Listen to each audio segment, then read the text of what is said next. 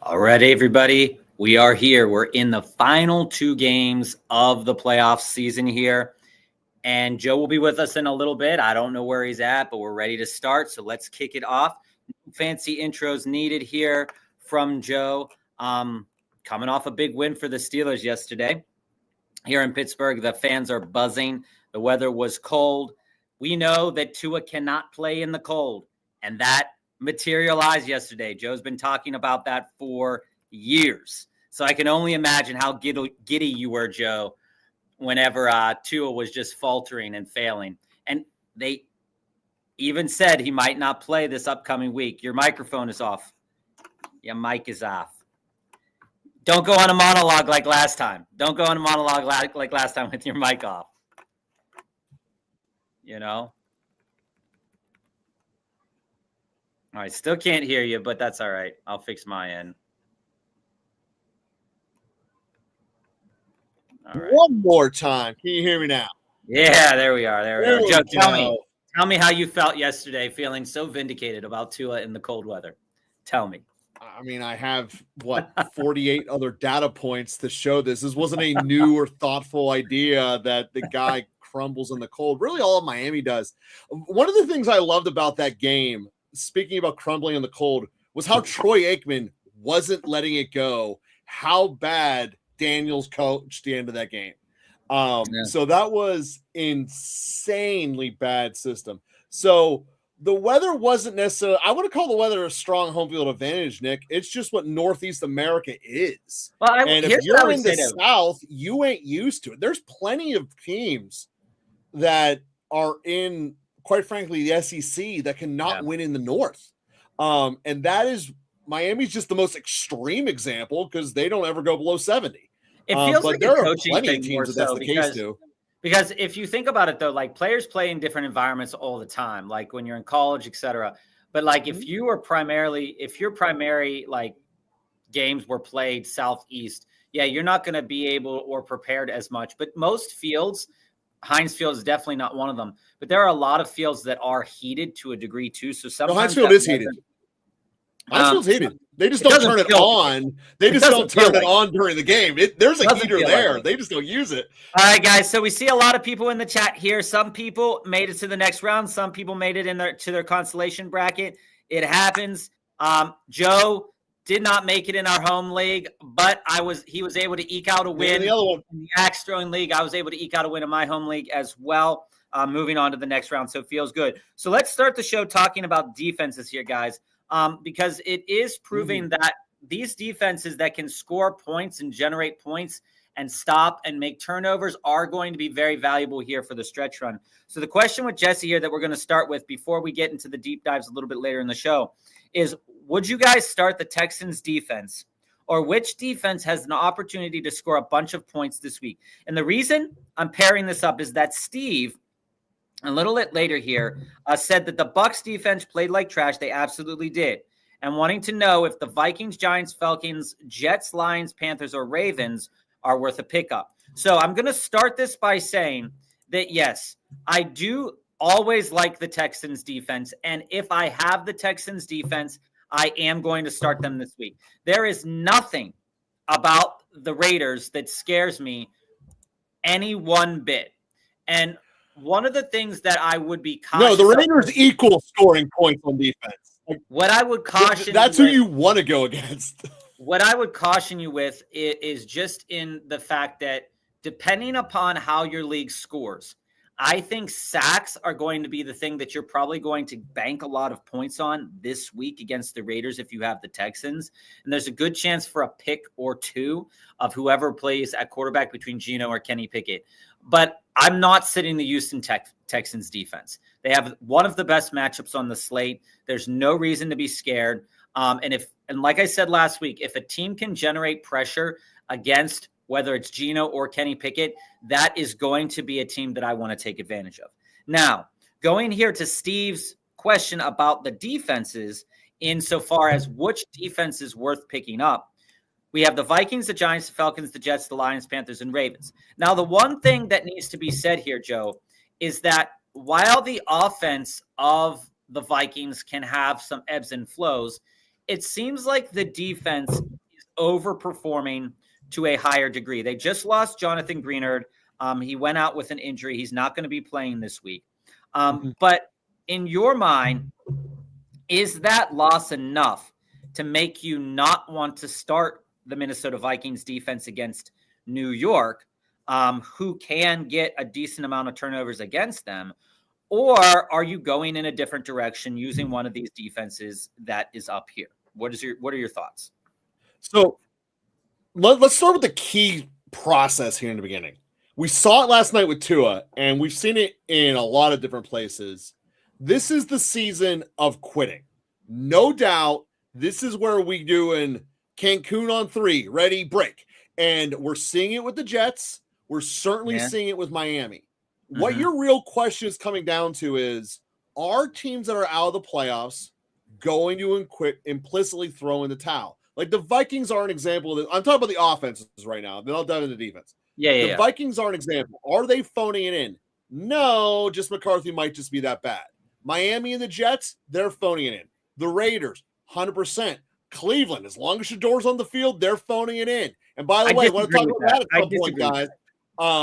So when I see a defense that is immensely talented, Houston, playing a team that is phoning it in, the Raiders, that's the no doubt obvious.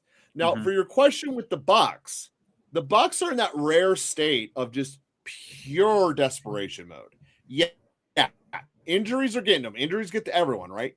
But Tampa this week, getting the vision effectively is coming down those 2 games against Carolina.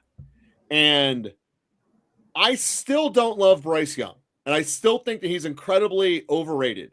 But when you look at some of these other options that are playing the Jets, the Raiders, there's more of them I'm blanking on them right now that have just here's what I want to say, Steve. I'm thinking the one that's quit the most. So that would be the Jets or the Raiders. Anyone who's playing them gets the win. So that's kind of the idea here, right? Is that when we look at these teams, I think it's also important to say this from the other narrative perspective, right? Is that if you are still in it, you are going to play your lights out both on offense and on defense. So one of the teams that I do like this weekend defensively would be Carolina.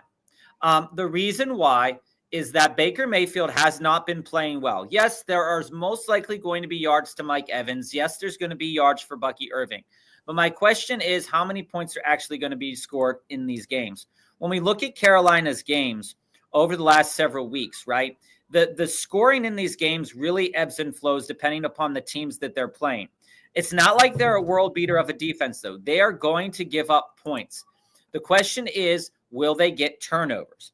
And I think that you can generate some turnovers here against Tampa.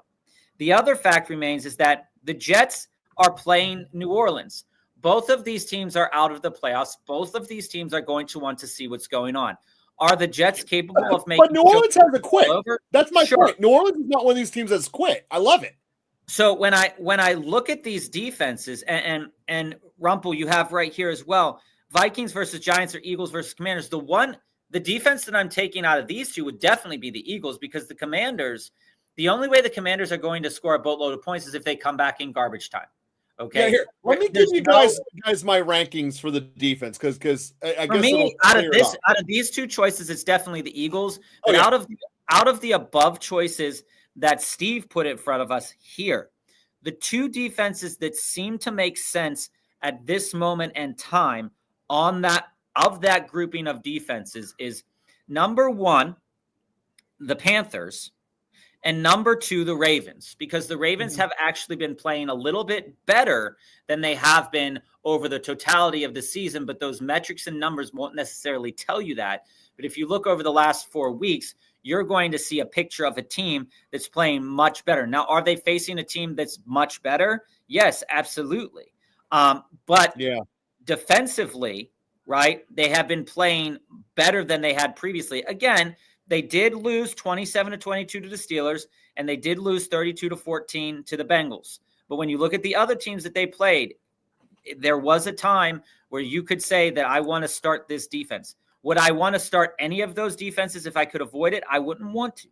But if I couldn't avoid it, I think that the choices I'd pick out of that grouping of players or out of that grouping of teams would be Panthers, Ravens, and probably Vikings, right? Because neither the Giants or the Vikings have anything to play for, but the Vikings defense is proving that they can get turnovers. They have been the top DFS team on defense in one of the weeks that we've had in the last 5 weeks.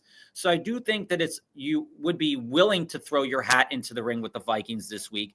But it all depends on what version of J.J. McCarthy you're going to get. If you're getting the version of J.J. McCarthy that's going to hold on to the ball a little bit, I think that the Vikings are a good play out of that grouping of players to play just because of Jackson Dart being injured. There's probably going to be a bunch of points scored in that game, but there are going to be some more potential for turnovers that you can get from the Vikings and that you could probably get from the Panthers and that you could probably get from the Ravens this week. So those are my 3 out of that grouping. I'd probably lean a little bit on the Vikings and the Panthers out of that grouping of players, Steve, or out of that grouping of defenses. All right, let's get back to the questions, Bob. You're in charge of the buttons today. Going back here, Steve, to your other question. So I have Kyle Pitts. Should I go with him this week and next, or pick up from the waivers Waller, Johnson, Barner, or Gadsden? So I think that Waller, we talked about Waller and Pitts last week, and we talked about Theo Johnson a little bit over the course of the year. I think what needs to be said about Waller is that he dominated the targets in that wide receiver room this past week. And he dominated garbage time for sure. And that wasn't necessarily a surprise. But what I hear from the coach saying is that Tua might get benched this week. And I question what will happen with the next up quarterback, Zach Wilson, with this offense. So while I don't think that Waller is a bad play, I think that I am a little bit more hesitant. But the matchup is incredible. One of the best ones on the slate, right? So you look at it and you say, well, that's worth investing in. And when you want to, if you're investing in tight end, you got to take the tight end that you think is going to have the most opportunities in the game. Now, the one thing about Pitts to be concerned about is the prospect of Drake London playing this week. If Drake London plays this week, you could see a possibility that those numbers might not be as good. But it's one of the best matchups on the slate from a fantasy points perspective for Kyle Pitts. And it's also right around where he gets with his averages with receptions. So I don't project that he's going to have, again, 11 receptions, 3 touchdowns, 100 yards. No, I do think Kyle Pitts, without Drake London, if Drake London is out, is probably going to be headed in that 4 for 70. If he's in, he's probably going to get like 3 for 50. So I think that Kyle Pitts is still going to have a good game. And those were the 2 that I would focus on. But I wouldn't necessarily have to make Waller a priority. But I also don't want Waller playing against me. So, yeah, I definitely get the bandwagon of getting Waller on your roster. So I don't know if I want to cut Pitts to do it. Now, granted, all in line, I would give the tiebreaker to Pitts if London doesn't play because he has the extra time. However, there is something, as much as I completely do not respect Daniels, he is an offensive juggernaut. He is 100% trying to get the Raiders job, which means he has to show off that he can use a tight end. And if he can use a tight end with a completely subpar quarterback, which Wilson is at this point, I believe that that's what's going to get him the job in Vegas. And that's what this next 3 weeks is him on a job interview saying, I can use hours, and that's what's going to happen. Do you think this crazy genius of South Beach can use the tight end or not? I would like to agree to disagree with you, Joe, from this perspective is that what we have said a couple weeks ago is that Waller has a high degree of value in the red zone. But over the last 2 weeks, Kyle Pitts has had that same amount of value. And if you project that over let's take, for example, if you say you were to project that over the last 8 weeks, right? Again, different quarterbacks, different situations. Kyle Pitts, 5 red zone tries, 3 reception touchdowns. And for me, that is worthy of a discussion, right? It's worthy that is something that I want to start. So I'm on Kyle Pitts this week. We can talk about it more tomorrow But I think that Kyle Pitts is a great play this week. Yeah, like I said, as long as London's out, I'm on Pitts as well. Set my lineup this week, Jason. Quarterback, 2 running back, 3 wide receiver, tight end, 2 flex. I'm on Brissett. Remember, the only reason that you guys were able to get me off Brissett was just the fact of the stats last week that a quarterback never threw for 3 touchdowns against them. Well, Jacoby Brissett bucked that trend. And I don't think it's reasonable to not go with Jacoby Brissett in a matchup that, while it's not the most incredible matchup on the slate for quarterbacks, right? It's one of those ones where Atlanta's not that good. They're offering 33 pass attempts.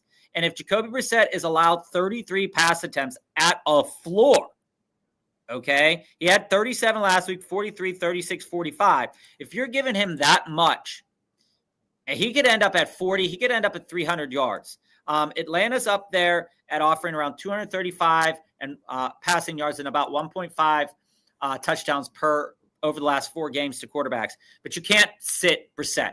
I know that it sounds weird, but you can't sit him this week when it comes to Brissett or Burrow. Coming out of this other pool of players for running back, I think that, first of all, I think that I really like Javonte Williams this week. Well, actually, Bob, so you answered the hard part of this question. If you go through the whole thing when we start working out the flexes, the hard part was Brissett over Burrow. The rest of this actually becomes itself because you have to start all 3 of your running back or your receivers at receiver, assuming Sutton's out. Your next option then goes. Why would Sutton be out? Sutton took a shot at the end of that. You can look into it. He might not get a designation, but Sutton took a shot. But regardless, you're starting. Now he's good.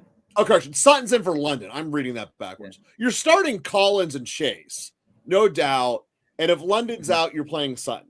So this is really going to come down to the debate of your 3 flexes. The end story is you're playing Barkley and Javonte. They're going to be in your lineup. And Kyron's in your lineup. I was just gonna say that Barkley's matchup is incredible this week. Yeah, you're off against this is going to come down to, are you playing Sutton or Amon-Ra and Hampton if London plays? Like, that's the only real discussion with this lineup. The question is, if London plays, then your question is, in your flex, are you playing Kyron, Hampton, Vidal, Sutton, or Terry? You're definitely playing Kyron. You're definitely playing Kyron. Well, I could give you reasons why you might not want to play Kyron. And it's reasonable. I want to hear him because I don't see him right now. Yeah, I mean, it's reasonable to say that Kyron will be a great play this week. Again, against Seattle, and the only thing that you kind of have to head on a swivel about with Seattle is that the opportunities are going to be there. There's going to be around 22 opportunities in this game. So over the last 4 games, they've allowed around 22 opportunities to running backs, okay? Not a lot, not heavy on the yardage. It's about league average, okay? The thing I worry about is the discrepancy between the carries between Corum and the carries between Kyron. So when we look at this, right, we see that it's very close to a 50-50 split.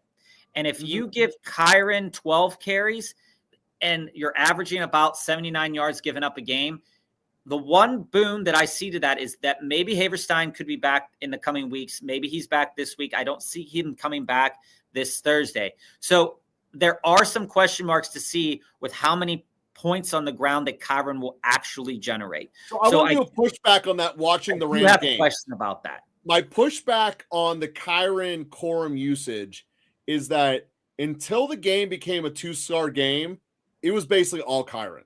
The touchdown, he's going to get his touchdown first, and Corum will get the garbage time. I don't think you're getting garbage time. I got you on that part. And that, I'm just saying, if you wanted to find a dink in that armor, then Kyron's absolutely would be playing for me. But I'm just giving you a reason. You're not starting Sutton and Omarion over Kyron. I think that the biggest problem is Omarion or Sutton.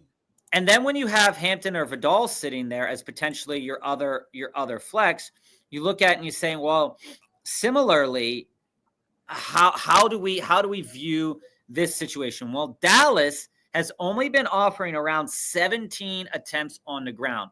Now, if you look at who Dallas has played over the last several games, that's Minnesota, Detroit, Kansas City, and Philly. When you go to that Detroit game week 14. That's some running teams on that list. Yeah, but listen, when you go to that Detroit game, they had 22 opportunities in that game. And across both of the running backs, that was 109 yards. Jahmyr Gibbs had 3 touchdowns, right? So that is a little bit of a weird kind of metric to look at. But the one thing that I like about the rushing touchdown capacity is that because of that, their stats are a little bit conflated and a little bit inflated by that. Because you go back and then you look at Kansas City, that same game, Joe, or the week prior, and you had no touchdowns scored against them against Kansas City. And that makes a lot of sense. And then when they played Philly, prior to that, they did very good at stopping Saquon Barkley. So, I question if they're a team, if I want to roll out one of these Chargers players because the stats are inflated by that Jahmyr Gibbs 3 touchdown games. They've been holding those running backs to a paltry amount of yards from a fantasy perspective. So if I'm going to go with one of them, I'd probably lean Vidal if he gets the receptions. But he didn't get a lot of receptions last week. And then the week prior, they're not throwing the ball to the running back a lot. They're not throwing the ball well. Why I say this, though, is that I could convince myself that Sutton would be the guy that I would want to play over Hampton and over Vidal, because the matchup is not that good from that perspective that I was just saying with all those stats. So me personally, I'm on Brissett, Barkley, Javonte, Kyren. The 3 wide receivers that I would obviously start in those situations, Kittle, and then probably Sutton. I see you coming down of the Sutton over Omarion. But that's, to me, like I said, Jason, the only real question with this. And here's the other thing, Joe. I'm a running back core. I'm not going to lie. I'm going to lead the running back. That's how I'm going with it. In the last 4 games for Cortland, 8 targets, 6 targets, 10 targets, 10 targets. So I'm absolutely comfortable rolling with Cortland Sutton this week because of the massive target. There's nothing wrong with them. And that Hampton and Vidal. Running backs. I think that Sutton is a very good play there. Jason, are Pollard, JCM, Carter, Amari better pickup and starts this week instead of my Rico, Hampton, Vidal, Kamara? Well, obviously they're better than Kamara. Kamara's probably not going to be a go this week again. Is Pollard great in general this week? The only reason Pollard has been getting better looks is because these games have been they've been generating a little bit more offense over the last several weeks, the Tennessee Titans have. And we know that when given the opportunities, Pollard can be successful. The only thing holding Pollard back over the last several weeks is that he hadn't been getting a touchdown. So he's been getting some touchdowns recently. JCM had a good week with Chris Rodriguez out. That is something to monitor. The reason that is something to monitor is because the Eagles have been slightly below average to their norm in allowing points to fantasy running backs. Now, the problem with JCM is that he's very game script dependent. So if they are out of that game early, there is no way that they're going to continue to run the ball with JCM. And there's no way they're not out of that game early. They're going to have McNichols out. They're going to have McNichols or Rodriguez, whoever's there, out on the field. Carter and Amari DiMercato, you guys know I'm a little bit of a Michael Carter stan. Have been for I was so disappointed by him. He had basically the entire game because the other running back got hurt in the first quarter and he didn't produce. But the thing I want to caution you against here is that here's the last 4 weeks running backs that Atlanta has faced. So they've went up against Bucky, they went up against the Seattle, they went up against Brees, and they went up against New Orleans. So if we come down here to how Brees did in that game, 68 yards and a touchdown. And just numbers on the ground, right? New Orleans, week 12, we had a combined 28 rush attempts by Shook, Neal, Taysom Hill, Tipton, and Kamara for 79 yards. The reason I bring this up, and even going to Seattle here, Seattle ended up winning that game. They had 26 total attempts for 129 yards. Kenneth Walker ran 10 times for 29 yards. The reason I bring that up is that the Arizona Cardinals are facing Atlanta this week. And the fact of the matter remains is that Atlanta has been allowing one of the fewest attempts per game on the ground with one of the fewest yardage totals allowed. And with Jacoby Brissett, and this also matches up to how the Arizona Cardinals have been playing recently, right? Is that they have been throwing the ball more than they have been running the ball. So there's no reason in my mind to say that Carter or Amari DiMercado are better plays than Hampton, Vidal, or Rico. For everything that I just said about Hampton and Vidal, they're still not a better play. The one guy that I keep my eye on is JCM. So I like Pollard. I do like that they're using him and generating a upside for him, right? But I do have concern with the game script in that game that there's a real possibility that Kansas City's defense will snuff him out. But if he's given 20 carries in that game because Kansas City doesn't trust Gardner Minshew, then it's perfectly possible that Pollard will be a better play than Vidal, right? I think Pollard would be the one I would take of that group to pick up. There's 22 possible attempts. There will be 22 potential possible attempts. And if you split that 60-40 between Pollard and Spears, that's probably going to be a decent enough game. The only reason I mentioned Krosky Merritt again is Philadelphia has been allowing 25 attempts in over 126 yards over the last 4 games. And if you look at who they've played over the last 4 games, you look at it and they've got Vegas, which they stopped Ashton Genty, Chargers, Chicago, and Dallas. That Chicago game really inflates those stats. Okay. So keep that in mind that I do think JCM is interesting, but I like Pollard because Pollard, they're going to continue to use him. They seem to want to use him at least this year. Start one of these tight ends this week. Warren, Waller, Jake Ferguson, Loveland, or Schultz. You're not going to get me to not like Dalton Schultz this year, guys. Dalton Schultz continues to generate points. And while the matchup might not be the best matchup on the slate for tight ends because Vegas has stopped the tight end. Yes, that's true. There are games where he's going to have less receptions. That's going to happen. Kansas City was one of them. Buffalo was another one. But on average, he's getting about 5 to 6 receptions a game. The question is, can he overcome that the Raiders are only giving around 5 targets a game? Because that's a very low output yardage-wise for Schultz. Yes, I think I got to take Waller out of that grouping of guys for the touchdown upside. Okay.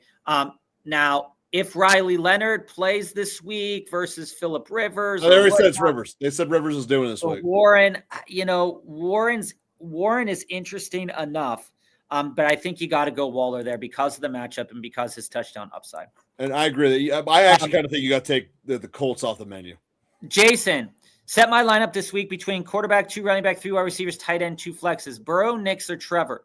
Well, Trevor did incredible last week, guys. He wasn't my start last week for everybody that asked about it, but I did think that he was an interesting play. He turned out with 6 touchdowns. That's a quit, man. This might be anyone that plays the Jets. They're right there with the Bengals defense, man.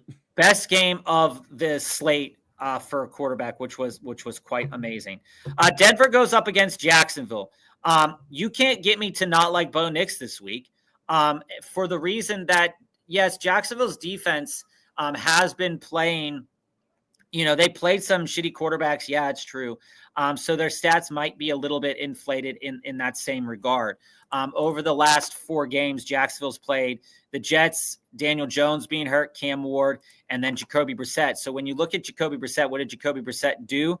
317 yards and 1 touchdown, 49 pass attempts.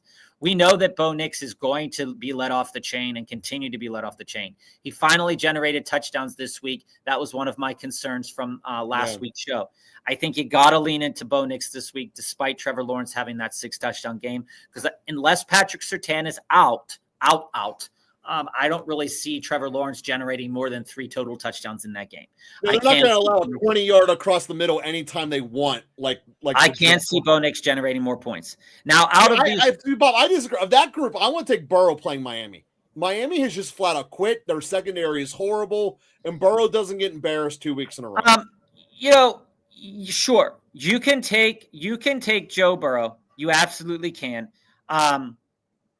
But I do question just in general how that game is going to look with both teams. Minka's not playing. That secondary without Minka might be the worst in the league. It's fair. I mean, that is absolutely fair. The other point to make about Trevor, right, is that Denver's been allowing 37 pass attempts as well because, again, the offense is trying to get a couple more points on the board there too. So while while I do think that Burrow can be an option out of this grouping of players, I do also think that Bo Nix is interesting, right? Just because of when you have a quarterback that can throw the ball and generate some yardage on the ground, that they're letting that up, that Jacksonville is making it happen. I don't trust Nix. I know I've been saying this all year. I'm just not there. So if you want to lean Burrow, you can lean Burrow. If you want to lean Nix, you can lean Nix.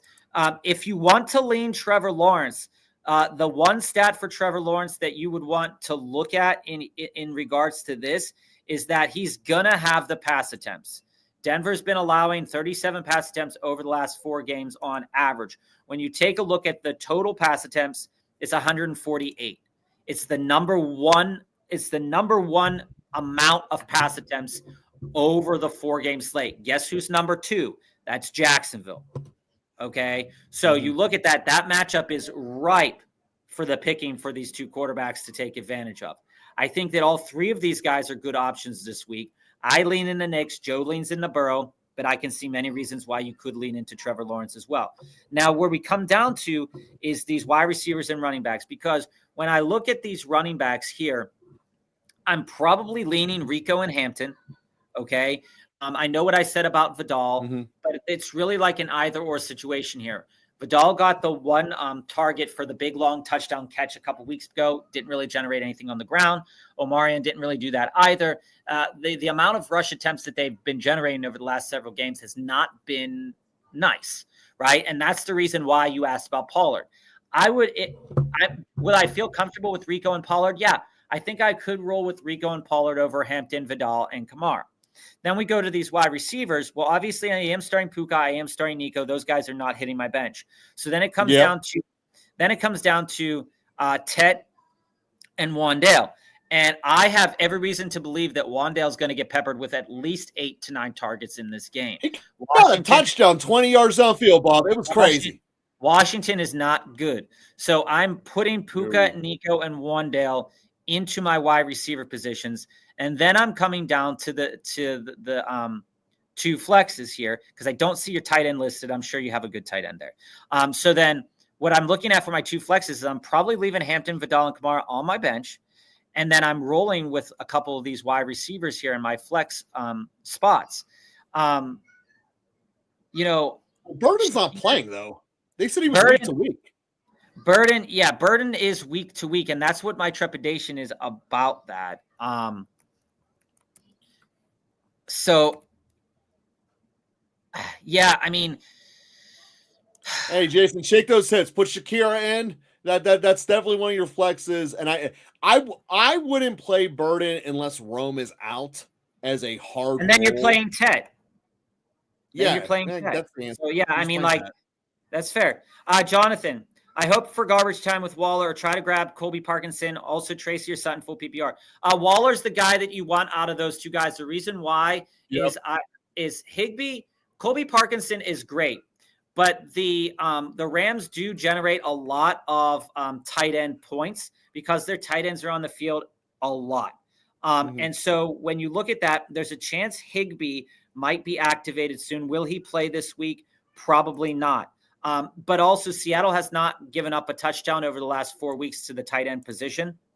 And they faced, you're looking at Tyler Warren, Kyle Pitts, Chig, Gunnar Helm, and Hawkinson. So that's a decent amount of tight ends that didn't get any touchdowns against Seattle. And we know that his big game came with 2 touchdowns, but he's only around 5 to 6 targets anyway. So that could absolutely happen with Waller on a team that doesn't really have another tight end other than Julian Hill there. So Waller's your guy you want. And then here, I think this is really interesting because I do think that Tracy has the potential against this week to generate a good amount of first downs for the Giants.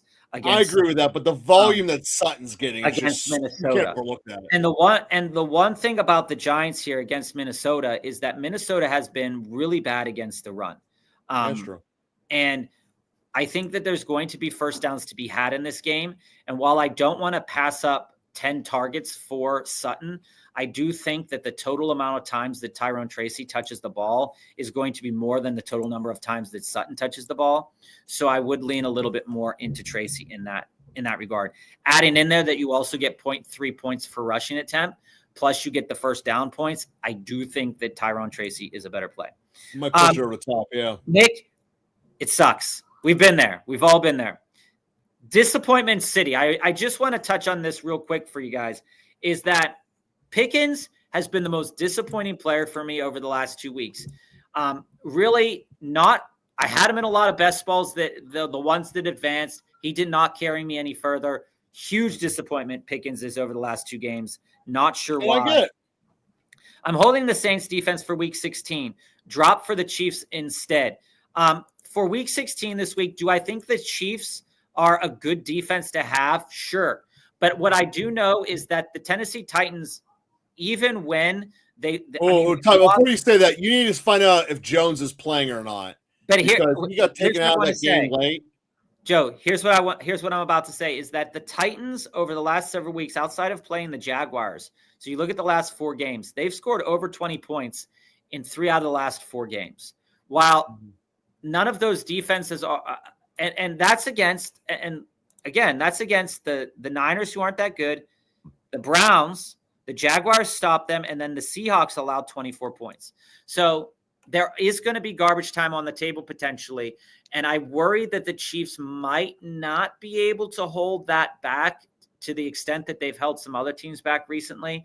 I might still stick with the Saints, but I don't think I'm ready to make that decision today.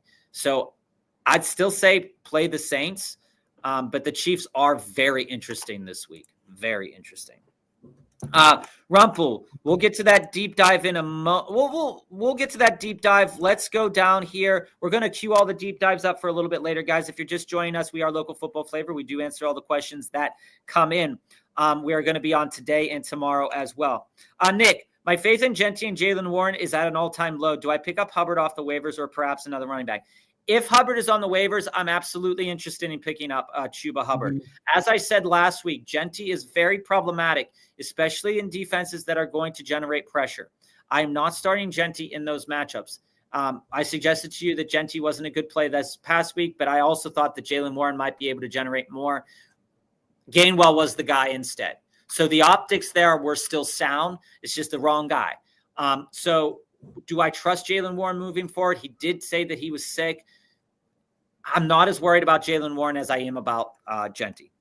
And that's saying a lot because Genty has the majority of that of those carries. But I do like Hubbard, and I think it'd be interesting to pick him up. Better wide receiver play this week. Coker, Leggett, Bourne, Booty, Golden, full PPR, starting CD, and Michael Wilson. So the guys that I'm kind of interested this week, starting with Matthew Golden, it's looking like Christian Watson might not play this upcoming week. Jaden Reed is back. But I question the amount of I question myself in thinking about this, though, guys, because Matthew Golden only saw 23 snaps. He got 3 targets, which you look at and you say, that feels like Jaden Reedy last year. But I do think that it's an interesting enough matchup on paper for Green Bay, but I do question if they're just going to run the ball because they have the potential. They have 2 running backs that are very capable of running the ball. In this game, we also have the Bears that want to run the ball, right?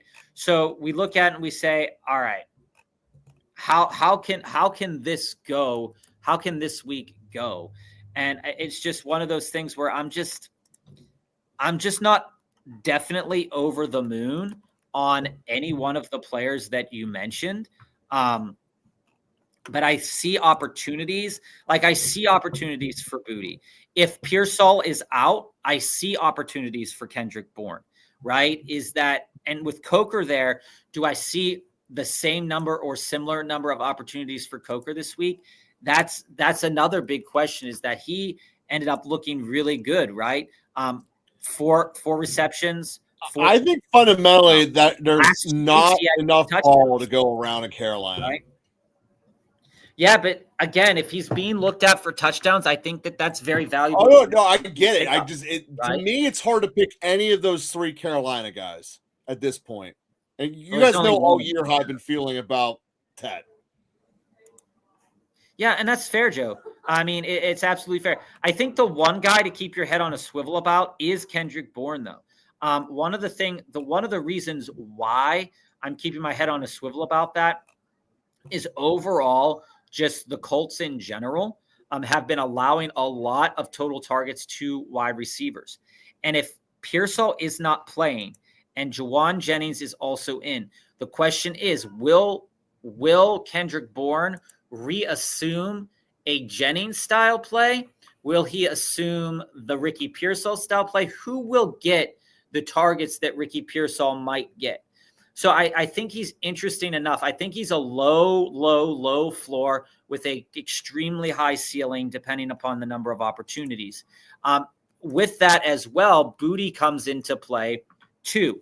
This is a team that he has not gotten over 5 targets. He's gotten 5 targets one time in the last 6 weeks. So that is very unreliable at the same point in time. So if you're looking for targets and if you're looking for safe targets, it's Coker. If you're looking for a potential high upside play, I do think Bourne potentially gets you there. And I think that Golden's interesting. But is he comfortable for me to start? Not at the moment. We could talk a little bit more about that on tomorrow as well, once we get some more news about Pearsall, and once we get some more news about Christian Watson. Do I drop Pickens and play Reed, Coker, Adonai, Mitchell, and Steph?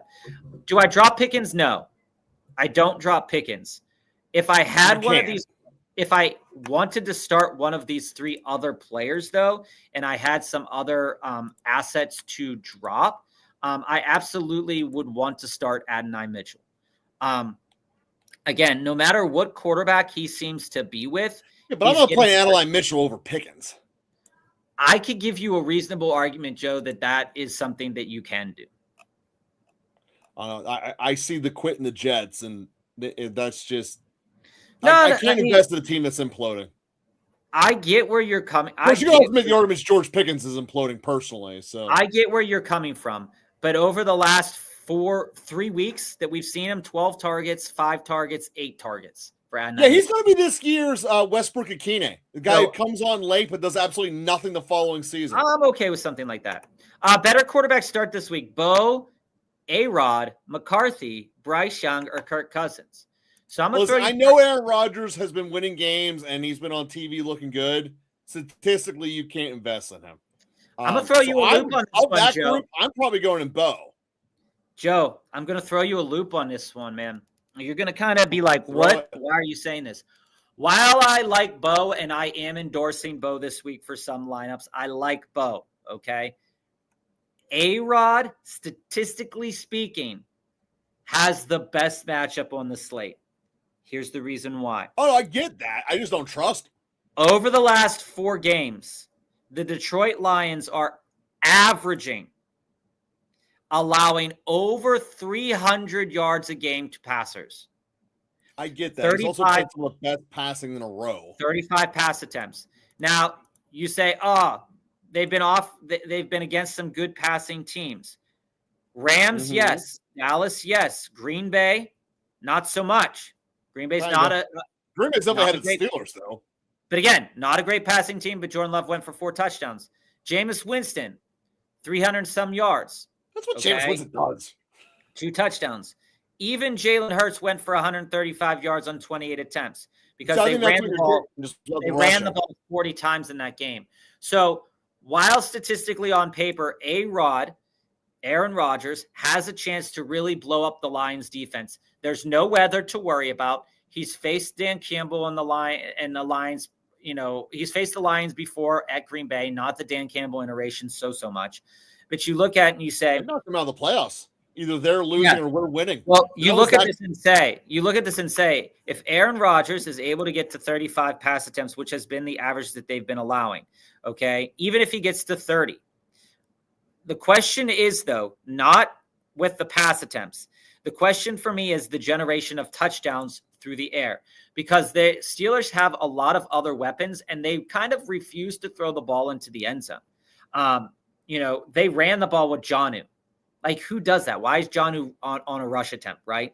So my question with Aaron Rodgers isn't that the opportunities won't be there. It's that will he be able to find the Jordan Love inside of him and get to that 4 touchdowns like Jordan Love did against Lions on Thanksgiving? I still lean Bo, but I just wanted to share that stat. Is that we don't have very much time on this show's history that we talk positive, let alone you talking positive about Aaron Rodgers. You guys should bookmark that one.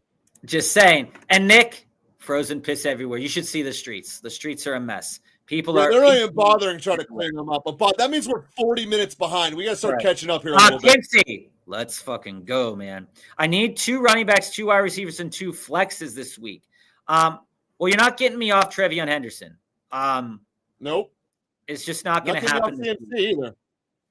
You're definitely not getting me off CMC. The reason you're not getting me off Trevion Henderson is both that the Ravens allow a lot of pass catching attempts to running backs, while the yardage total isn't great in terms of the rushing yardage total. If Trevion gets those extra attempts through the air, I'm okay with that yardage total. CMC also, you can't get off of CMC for the same reason that you're always going to be playing Christian McCaffrey. There's going to be 25 total attempts on the ground at minimum. Christian McCaffrey's averaging like 18 to 19 attempts per game anyway. So it's definitely going to be Henderson, definitely going to be CMC at the 2 running back positions to start with. Your running back or your receiver room has to be Evans. Joe, let's get there. 2 wide receivers. I'm definitely starting Mike Evans this week. In a limited fashion, he was able to generate a large number of yards. Now, where I question this at is just that in general, what iteration of the Carolina defense do we see? I do think that Baker will be able to generate some touchdowns. I absolutely do. Mm-hmm. So I think that Evans is a better play than Igbuka out of those players. Then I want to just touch on the tight end real quick. I'm going Waller at tight end. So if I'm starting tight end for Waller, but I noticed you didn't ask for tight end. So that's where this gets. Assume he's asking for a tight end because he wrote it out. Then we look here and we see Jacoby Myers, right, Joe? How do you feel about Jacoby Myers this week in a matchup that should be so my 2 receivers are Rice and Evans. And the whole reason it's Rice is because he's the only team and Gardner Minshew will feed someone. I agree with that. I'm going with Rice and Evans at receiver. And then so now it's coming down to Myers, who every single time Jacksonville needed 10 yards, Myers was open 25 yards in the middle of the field. He was open consistently, and had that game been more competitive, I believe he would have gotten a lot more, because you saw a definite shift in that game that as it became out of hand, Lawrence started looking for BTJ. That felt like locker room cleanup to me more than anything. Mm-hmm. So I think that there was more of that than Myers not being favored. So I have no problem with Myers and Swift being my 2 flexes. That would be how I would look at this when it's all said. Yeah, and honestly here, when I look at it, and I the thing about Swift that concerns me is what I do think that Swift is going to get about 15 total touches in this game, maybe 17 total touches, combining receptions and rush attempts. What will he do with them? Basically. They lose to Green Bay, the whole thing's on free fall. That is a huge question. Myers, the targets are going to be there for Jacoby Myers, and I do agree with Joe that Jacoby Myers is a fantastic play on the slate this week. Again, I would pay attention to who's starting back there. But over the last 4 games, they've been allowing around 20 targets to wide receivers, Denver has, and generating a good amount of yards. So I think you have to play Jacoby Myers in that respect. I do think you have to play Rice. You might be a little bit concerned about Rice with Gardner Minshew, but the last time we saw Gardner Minshew is that Gardner Minshew is not afraid to throw the ball. The one problem with Gardner Minshew is that Gardner Minshew also likes to run the ball in the red zone too. So he can limit those red zone attempts for wide receivers. And one thing I like about that Tennessee matchup is the possibility for touchdown upside. For me, this comes down to, do you want to start Swift or Chase Brown? Because Swift's matchup is a bit challenging this week, depending upon, and I get what you're saying, Joe, is that the season's on the line. So you put out your best players and you keep rocking with your best players, and Cincinnati's out. The other thing to say about Chase Brown, though, too, Joe, is that, again, Miami is continually down there as not giving up a lot of points to running backs in terms of total numbers, right? But they're giving up a lot of opportunities. So there's going to be about 22 opportunities in that game for Chase Brown. And if I like Burrow this week, I also like Chase Brown this week. So I think I'd land on the other side of that and be on Chase Brown. I'd be on CMC, Henderson, Chase Brown, Rice, Evans, Myers, Waller. But I could see a lot of reasons why to be on Swift over Chase Brown.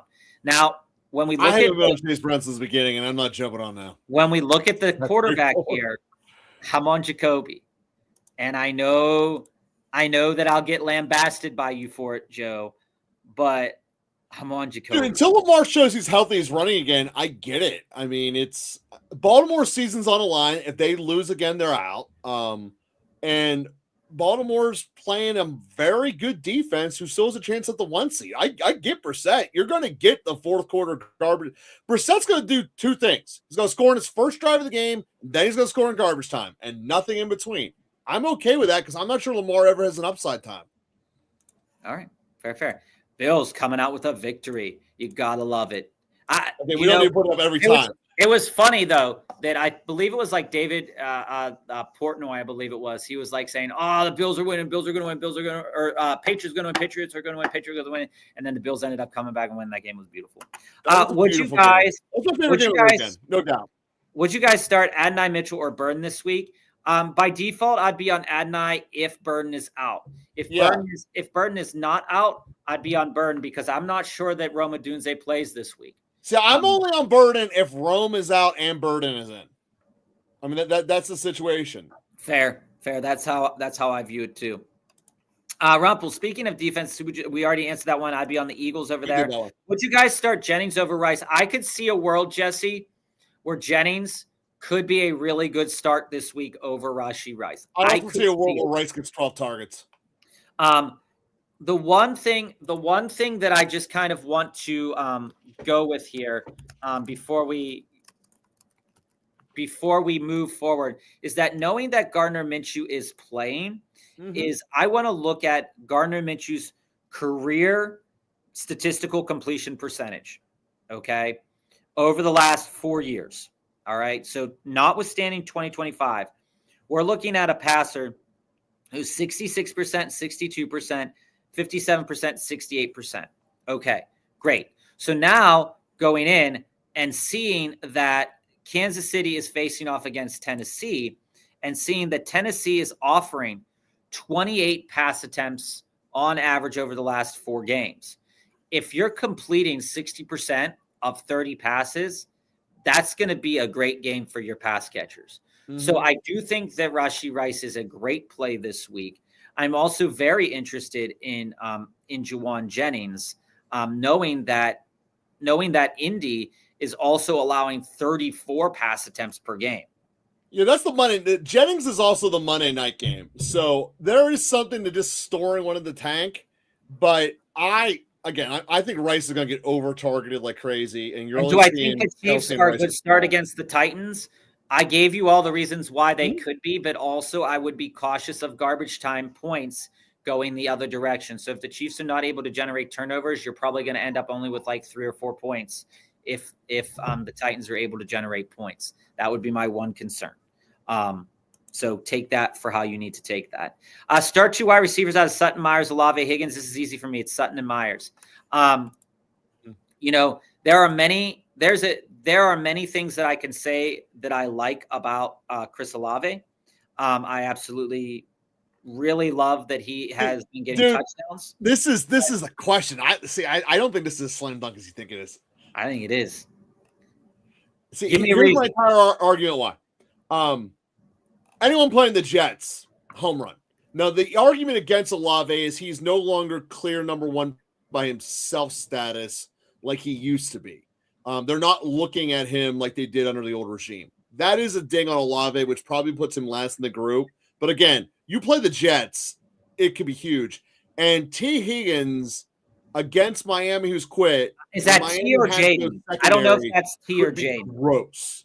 I don't know if that's T or Jaden. That's why I said Sutton and Well, Myers. if it's T, it's T. If it's Jaden, not so much so. But I would rank it T Higgins, Sutton, Myers, Olave, Jaden. Yeah, I mean, It yeah. just comes down to, do you believe it's T Higgins or not? And we can I mean, talk if it's more. T Higgins, I'm picking him over Myers. We can definitely talk about that more tomorrow. And Joe, you're absolutely right. Anybody playing the Jets is a good play. It really depends for me on the quarterback situation for the Jets, because I do believe in Tyrod Taylor a little bit more than Brady Cook, et cetera. But I haven't gotten word or looked up any news to say. Also, it shook playing because he got knocked out of the end of the game too. He missed like the last play. He got hurt. I believe he is. I do like Sutton. Again, those targets can go anywhere in that game, though. So it doesn't mean that Sutton's going to get the majority of them, but he has a high chance to get the majority of them. And Myers has been balling out since coming to Jacksonville. He's got a good share of touchdowns, good share of receptions. Yes. So it's a good system for him. The reason why I like Sutton and Myers is because that game projects to be one of my favorite phrases, back and forthy. And so in a back and forthy game, I do favor the wide receivers because those offenses are going to have equal amounts of opportunities on the field. Top 5, set the lineup: quarterback, 2 wide receivers, 2 running back, tight end, flex. 0.5 PPR: Purdy, Sutton, Michael Wilson, Bijan, HN, Tyler Warren, ETN. The bench is Nix, Brees, Igbuka, BTJ, Debo, MHJ. I like how you've said it already. Yeah, so that's your starting lineup last week. Well, the only debate you'd have here is if Harrison is back, do you bench Michael Wilson for Igbuka?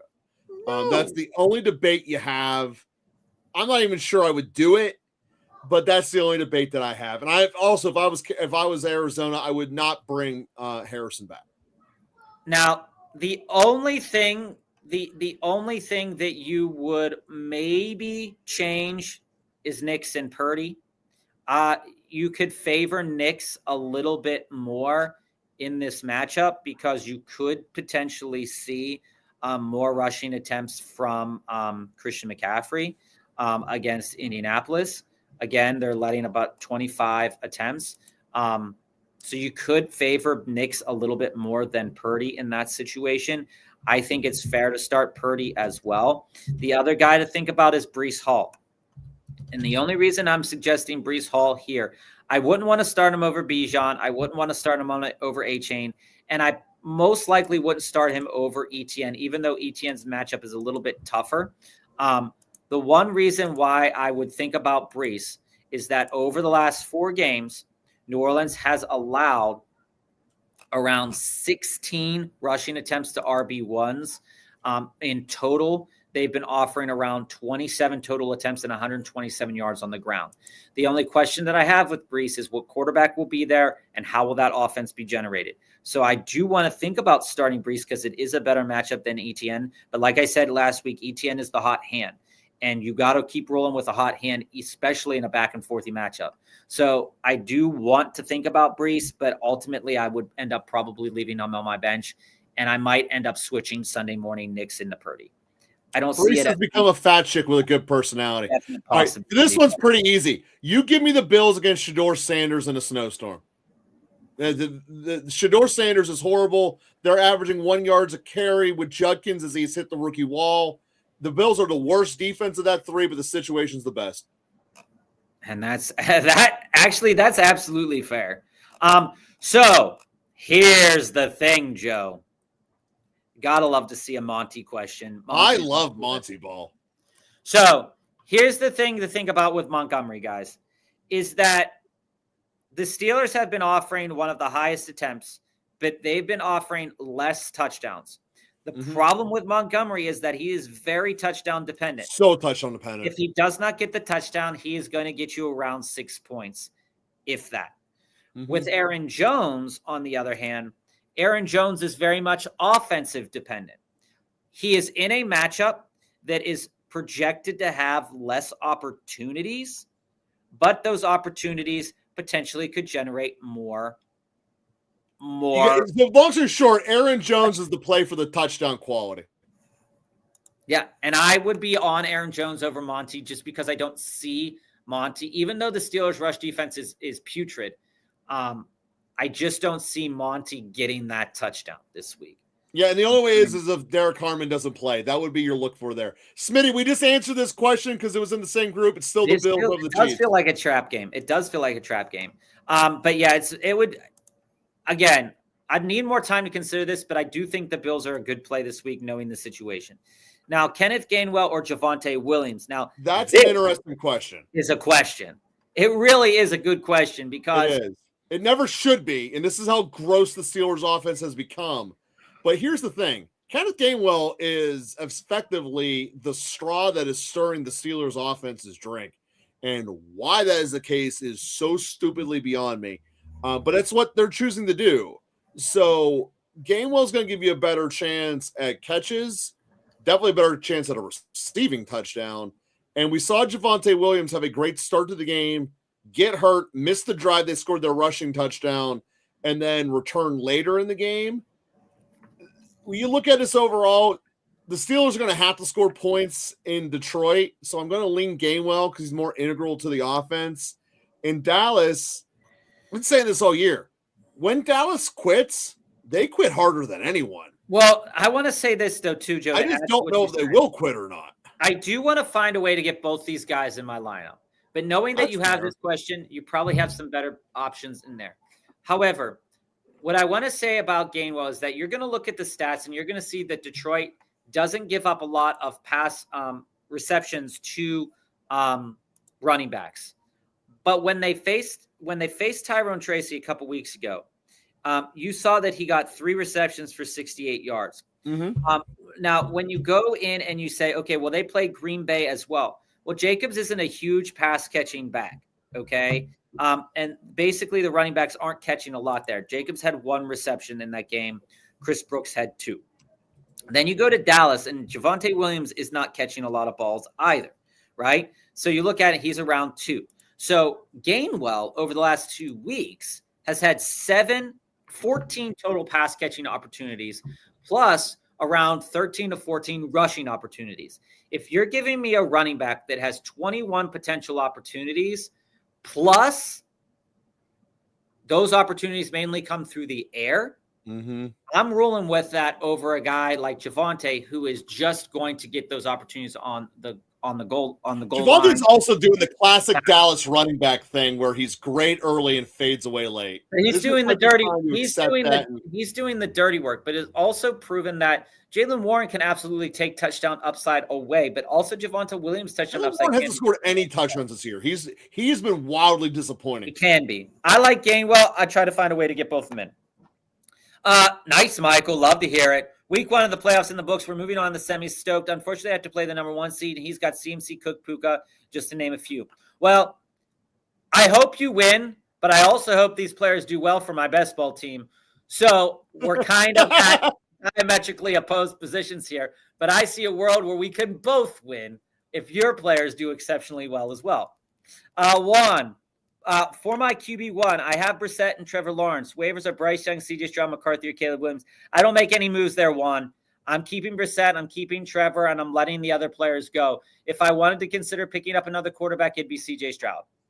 But I'm not considering any of those other quarterbacks. And the question just comes down to which one do you start, and that's a tough one, but I'm still going with Brissett because I know I'm getting 3 touchdowns out of him. On to the second round. Who for the wide receivers? 1, 2, 3 in a flex spot. Well, we said earlier that we're on Mike Evans. The opportunities should continue to be there. Davante Adams would be on there for me, but he is hurt and may not play. And that's the Thursday night game. He ain't playing.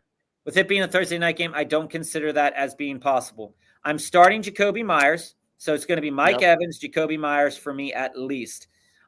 Then we look at it, and you have your running backs here. Henderson, Jacobs, Taylor. I'm starting all 3 of those guys. Yeah, Henderson, Jacobs, and Taylor. That's Taylor. your flex. So Henderson is in my flex, and I'm probably going to end up on Addison when all's said and done. Out of those, I would probably go Booty over Addison, but you're splitting hairs at that point. There's no real point in diving deeper. Addison's at least getting the opportunities. Booty's not. That's true, but it's a fundamental answer. Even if you're not doing anything, you go with the opportunities over not. Yeah. And that's the answer. And then with the waiver wire here, I am picking up Jawar Jordan. Woody Marks, the stat on Woody Marks is that he has been hurt or left a game early in 13 consecutive games. And That's a lot. They used Jawar Jordan. They used Ogbunwele, however you say his name. I am prioritizing and making a claim for Jawar Jordan. While I might not be starting him, I am absolutely making a claim. So, you don't want someone else to have him. So Juan, for me, it's going to be Evans, Addison, Myers as my 3 wide receivers, and then I'm starting Henderson, Jacobs, and Taylor at my running back. And if you need to cut someone, it would be Debo. I'd drop QJ if I needed to cut somebody. Either way, they're both cuttable. If I'm being honest, his team on paper is better than mine. However, we don't play on paper, and this is the thing. Here's the thing, guys. Nobody thought last week that Kyle Pitts would have 45 points. Or that Lawrence Trevor Lawrence would get 6 touchdowns. We projected him to do well, as I said on the show. I had a guy make it out of my pod who didn't have a tight end, but he had Lawrence. I told you guys that Lawrence would be a good enough play that last week. I projected around 2 to 3 touchdowns for him, but again, I was not expecting 6, and that is why we set the lineups. That is why we do the research. That is why we do what we do, because any given Sunday we could have Jonathan Taylor drop 12 yards, right? And you get knocked out of your pod, even though you have Jonathan Taylor, Derrick Henry, Christian McCaffrey, James Cook. You could have those in a super flex league, and it sucks. Do I drop MHJ for Waller this week if MHJ is out and play him over Warren? I would. I think so. I think it's a hard yes. I would. What's crazy is I scored the most points this week, Michael said, that I've scored all year. But while my opponent this week was on a bye last week, he would have beaten me by 3 points. That's the magic, mother. Life, dude. Magic. Sutton or Tracy? I believe I was on Tracy. I was on Tracy on that one, Jonathan. And you can go back and listen to the reasons why if you were not able to hear it. Be careful with Waller because I read that McDaniels didn't roll out benching Tua for the rest of the season. And Jonathan, you mentioned here, Zach Wilson really is that much worse than Tua. I don't think he's that much worse than Tua, but it might project better for Jalen Waddle and Malik Washington and not as highly for Waller. Again, the bigger thing with why I'm on the Tua bus isn't even, or correction, the Waller bus isn't even necessarily who the quarterback is. It's that Daniels wants the Raiders job, and he has to show he can use a tight end to get the Raiders job. End of discussion. Donta, championship week for me. Stafford or Brissett, Eagles, Chiefs, Bills defense. I'm on the Eagles defense out of those defenses. Joe gave you lots of reasons why the Bills are a good play as well. I don't think you can bench Jason Myers at kicker. Well, Philly wasn't in that group. Philly, I do have ahead of the Bills. I don't think you can bench Jason Myers unless the weather in Seattle is bad. Fairbairn is a phenomenal kicker too. I value these guys as kind of a 1A, 1B kind of situation. Myers is a little bit higher for me. When it comes to the quarterbacks, I do value Stafford and Brissett very similarly. I have Brissett a little. Tiebreaker is on Thursday night. I have Brissett a little bit higher this week, personally. MT, what would you offer to move up to the 101? I have the 106, the 107, and 2 4th-round picks coming up. What's realistic? I think you'd probably – now, knowing Dynasty and knowing how everybody values different picks differently is depending on who ends up declaring, et cetera, that 101, you might have to give up both of your first-round picks to get it. I don't think the 4th-round picks do you any good. As a bargaining chip here. And you might have to include some players if you don't want to give up both of those first round picks. Frosty, I set my lineup for the semis. It's 1 quarterback, 2 running back, 2 wide receiver, 2 flex, 1 tight end. Dart or Purdy? I would be on Purdy. Me too. You guys know I like Jackson Dart, but I would be on Purdy over Dart in that scenario. Henderson, Brown, Judkins, Woody. If Woody plays, he's in a smash spot. Yeah, it'd be Henderson and Woody. If Woody plays, he's in a smash spot. Henderson and Woody would be the guys. If it's not, then you could find a world, Joe, where you might want to start Quinshon Judkins this week. I'm not finding it. I think he's hit the rookie wall, and I've seen Cleveland implode my entire life. And Chase Brown, similarly. If London is playing, London's absolutely going to start for me. CD's my other guaranteed start. Garrett Wilson, I haven't heard anything about him starting or not.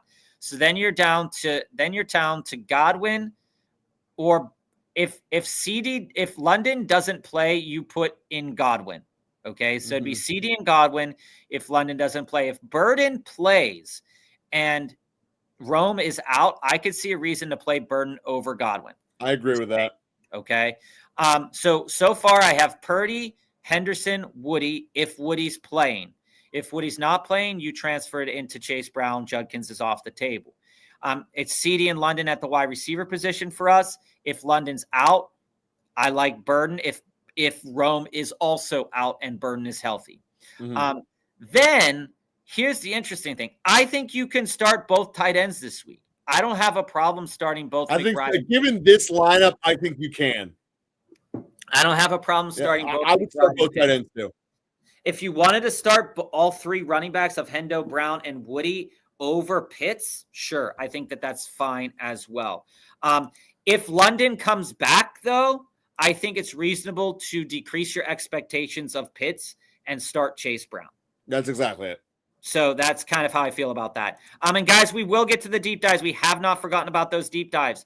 This week, I'm going to start Hampton, I think Michael said. I'm hoping he really turns it up and gets a little more lopsided of work compared to Vidal in the past 2 weeks. But Genty's scaring me, man. I told you last week Genty was very scary against the Texans. We told you guys this when we were drafting him. Genty had less than 100 yards in the past 3 games combined. I have Neal versus the Jets, but he's questionable. Also have Monty and Manungai, but I can't start either of them. I think that we talked about Monty as being an interesting play. Keep your eye on Jawar Jordan, Michael. Go out on the waivers, pick up Jawar Jordan. And if Woody can't go, I'm probably rolling into him this week over Ashton Genty. Yeah, no, that's such a good matchup. What if I picked up Michael Carter? Would you start him over Genty? No, Carter's a hard no for me. He gave me nothing. I want nothing to do with Carter. I wouldn't start Carter over Genty in potentially a very pass-happy game. It'd be I'd look for Jawar Jordan and see what's going on there. And Mike, he just gave you the answer for who to pick up. It's the Houston backup. Waller, Schultz, or Loveland. Leaning Schultz, Tua isn't good. Tyler, we agree with that sentiment. We agree with that statement. 100% agree with that sentiment. Now, I gave you all the reasons why Schultz is an interesting play as well, from the fact that his volume is almost indomitable. He gets a crazy amount of volume in certain games, and in other games he doesn't. The one concern that you might have is that the Raiders don't offer a lot of points to tight ends. You look over the last several weeks, that's Dallas Goedert, Evan Ingram, Arande Gadsden, Njoku, and Fannin. But then you go in and you look at it from a game-by-game perspective here. Fannin still went 4 for 40, right? Arande Gadsden went 1 for 27, which was a little weird based upon what we know about the usage rates for Arande Gadsden. Evan Ingram, I believe, had a shitty game again for Evan Ingram, so 2 for 8, right? And then last week you saw Dallas Goedert just explode on their faces. So, is it possible that Dalton Schultz ends up somewhere in between? Absolutely. If you have no confidence in Darren Waller this week because of the quarterback situation, that's fair. And Schultz would be the guy that you lean into in that regard. Hopefully Pickens is a disappointment again this week too, since my opponent has him. Also, hey, he could be a disappointment for anybody who doesn't have him right now. I don't believe a lot of people are carrying him on the show right now. Evans or Rice without Mahomes. I start both of them. I find a way to start both of them. That's Tyler. Probably the right answer too. But I have Evans ahead of him. I do have Evans slightly ahead of him, but I like to start both. I would definitely have to say have said Evans, but he's got a tough matchup this week. It's a tough goal. Yeah, I mean, yes, that's absolutely true. But you saw with a limited volume, right? And here's the other thing, right? He's also got the extra rest coming off of Thursday. You're overthinking it. I know it's a tough matchup, but at the end of the day, Tampa needs this. Tampa's going through Evans and Bucky. That's true. My wide receivers got nuked, MT. Pickens, Emeka, Rice, or Scary Terry. Already lost Neighbors, Garrett Wilson, Rip. It's all right. Out of this grouping of players, I'm definitely on Rashee Rice. If you're looking for 3, I'm still most likely starting Pickens out of that grouping of guys. The matchup isn't incredible by any means. And then I can't get on Scary Terry. He's done to me. I think I can be on Scary Terry. In a game where they might have to play catch up. The only problem here is that the Philadelphia defense is actually one that I really don't want to bank against. And the last time Terry McLaurin faced the Philadelphia defense was last year, and he went 3 for 7 with a touchdown. He's very touchdown dependent. That's what Daniels was on, though. But if he gets the touchdown, he'd be interesting. I don't think you are. I think they might. So yeah, Pickens and Mecca and Rice are reasonable. If you want to bench Pickens for Scary Terry, I wouldn't fault you for it. Would you guys keep Fannin in at flex this week in a PPR league, even though he's facing the Bills, who are number 1 against the Titans this year as well? That's the fact that Shedeur is so volatile. I'm nervous about Fannin. Shedeur's not volatile. Shedeur is consistently bad. He had one game that was decent. They saw film on him. He's out. I'm very scared for the prospects of Fannin in general. But if Njoku is out, I understand everything that we know about Buffalo is that Buffalo has not allowed tight ends to be good this year. But Harold Fannin got 14 total targets last week. That's an insane number of targets. If we look at who Buffalo's faced, over the last few weeks, Hunter Henry, Gesicki, the Steelers, and Dalton Schultz. Dalton Schultz had one of his worst games of the year against them. The Steelers were a mess in this game as well, but Darnell Washington had 2 receptions for 45 yards. So it's not out of the realm of possibility that if given the amount of opportunities that he can get, that Fannin would be a great play this week. Would I start him in the flex if I didn't have a better option, Michael? I don't really like Reed this week. I get why you guys might like him. One of the things that might work in Reed's favor is that he does play primarily out of the slot. Are the Bears great from the slot? Not really. So if they decide to throw him the ball, if Christian Watson's out, he could accumulate 6 to 7 targets. What he does with those 6 to 7 targets and maybe potentially 9 total touches if he gets some gadget plays, who's to say? And guys, for all the audience out there, remember, we are doing a simulcast both vertically and horizontally. So you might be seeing questions that aren't in your queue. That's why this is happening. And we will get to those deep dives, guys. We're going to clear out all the quick hits before we get to the deep dives. We're going to finish on all the deep dives. Quick hit here. Would you start Waller over Bowers this week? And if so, would you drop Corum or Chuba? No, I would not drop Corum. Not dropping Corum. I think I would not drop Chuba. Again, though, it's do or die time. Bowers, it's reasonable to temper expectations for Brock Bowers this week. But what we do know is that Houston has been offering around 8 total targets over the last 4 games to tight ends. If we look at who Houston's played over the last 4 games to see what those tight ends are, you're looking at McBride, Kelsey, Warren, Kincaid. Some of the best tight ends right now from a fantasy perspective, right? Kincaid was out that game, so it was Jackson Hawes and Dawson Knox combining for 5 total receptions.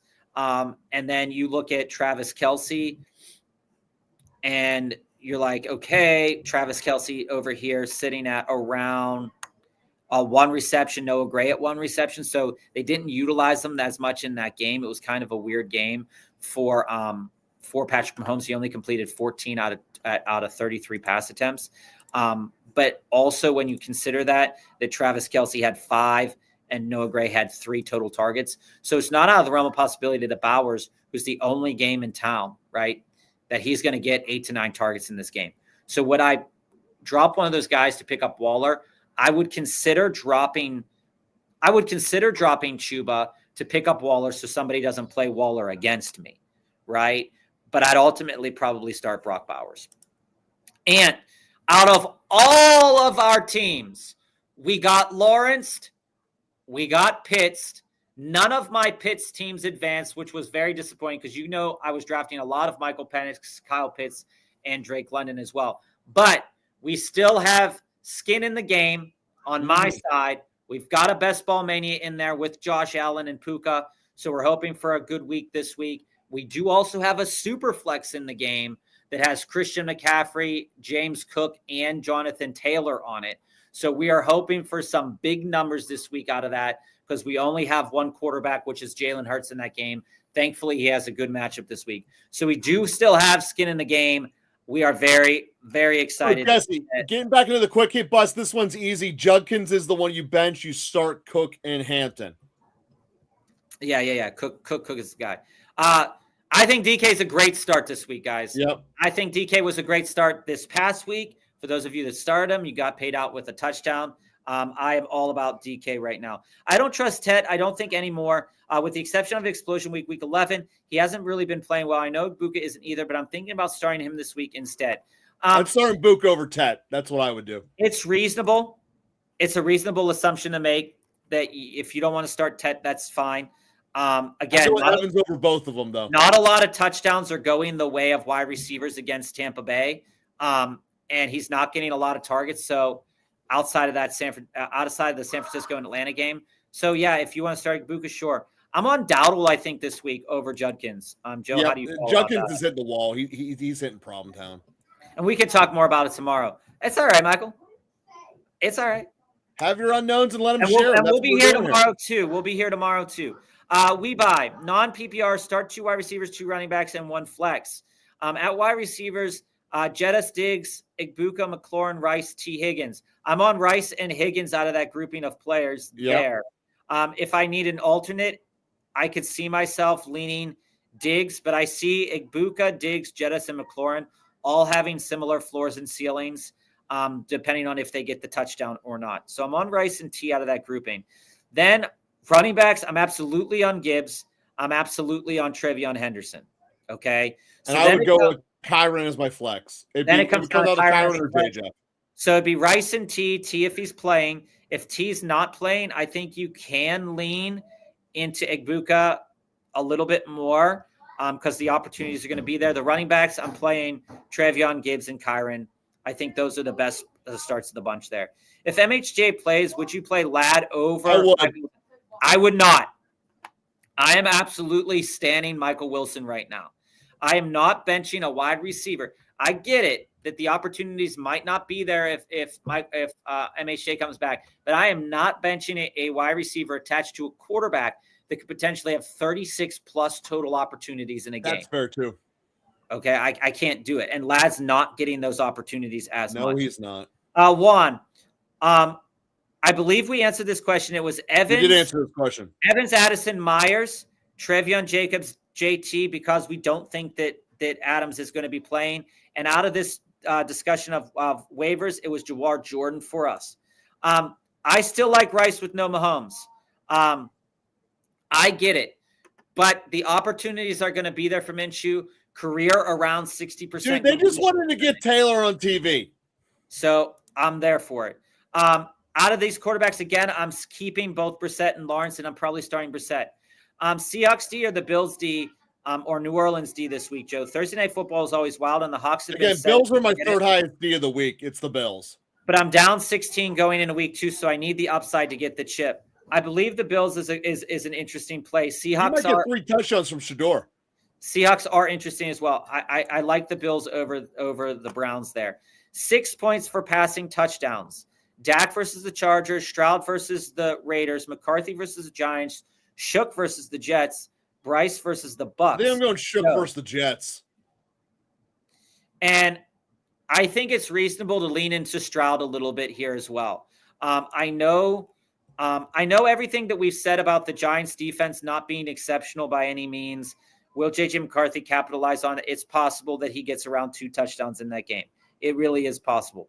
Bryce Young similarly can have a great game against the Tampa Bay Buccaneers. They're offering a lot of passing yards, and they haven't been great in the secondary, right? We just saw Kirk Cousins just really light them up in the second half of that game.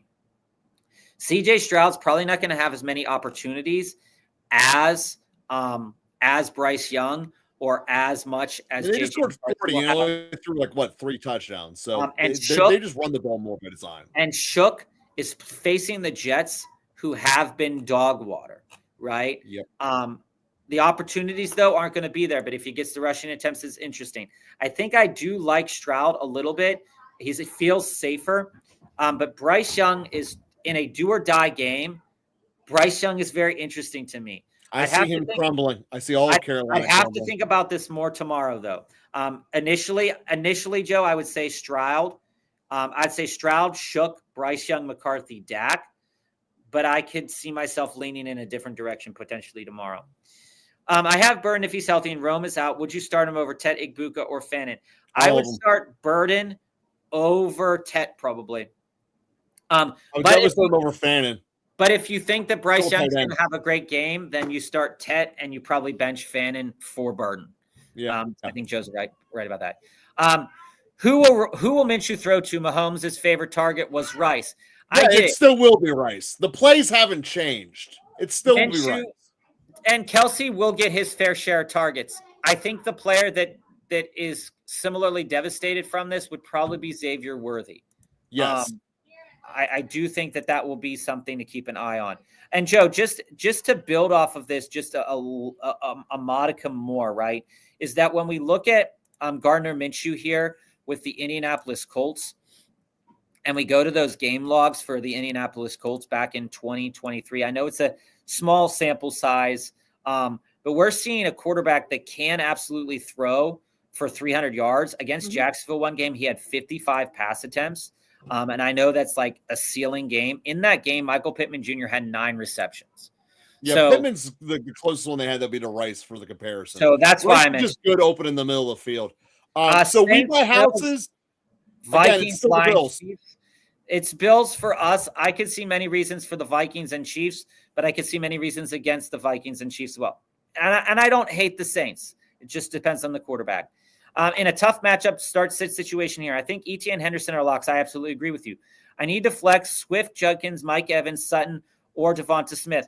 Well, Judkins is out. That group, I'm going Evans.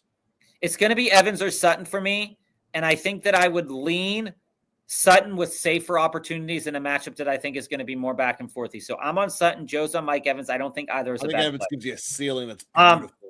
ETN zone versus Denver or Judkins. It's going to be ETN. ETN is way too hot right now to not start him, and Judkins has a very, very low floor.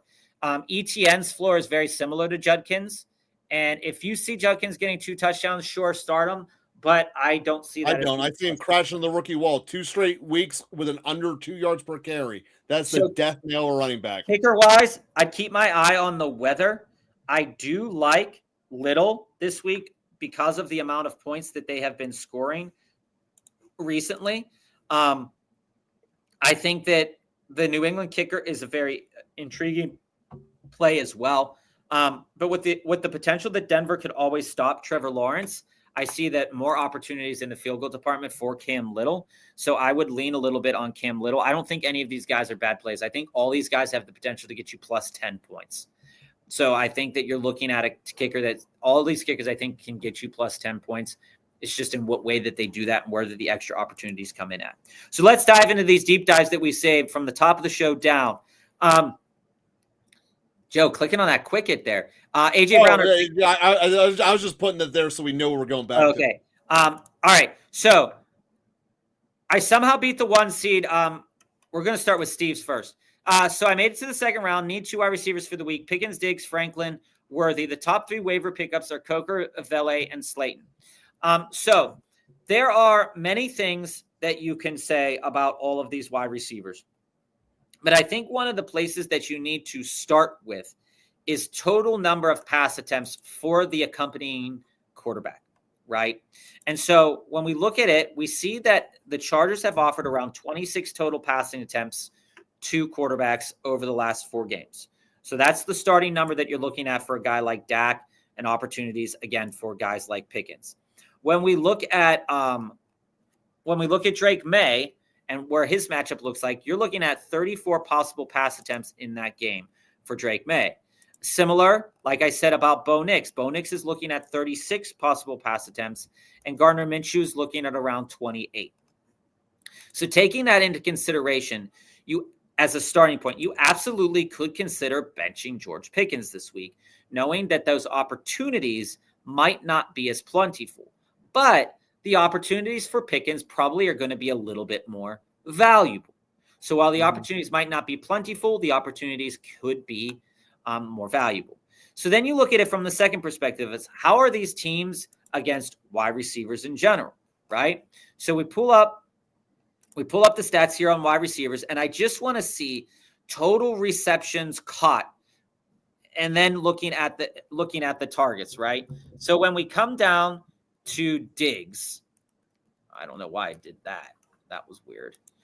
When we come down to Diggs, we see Baltimore allowing 10 total receptions over the last 4 games to wide receivers, okay? Which is an interesting stat. It really was game script dependent at times. But it's something to be concerned about when you're looking at a low volume potential from a guy like Diggs. Then we come in and we look at Franklin, right? And what I said about Jacksonville's offering 15 total receptions, 22 total targets to wide receivers. So while Franklin's role on the team does change on a week-to-week basis, he's absolutely a guy based upon the stat pool that you have in front of you that you could rule into. The opportunity should be there for Bo. The opportunity should be there for Franklin. Is he a little bit of a dicey play? Sure.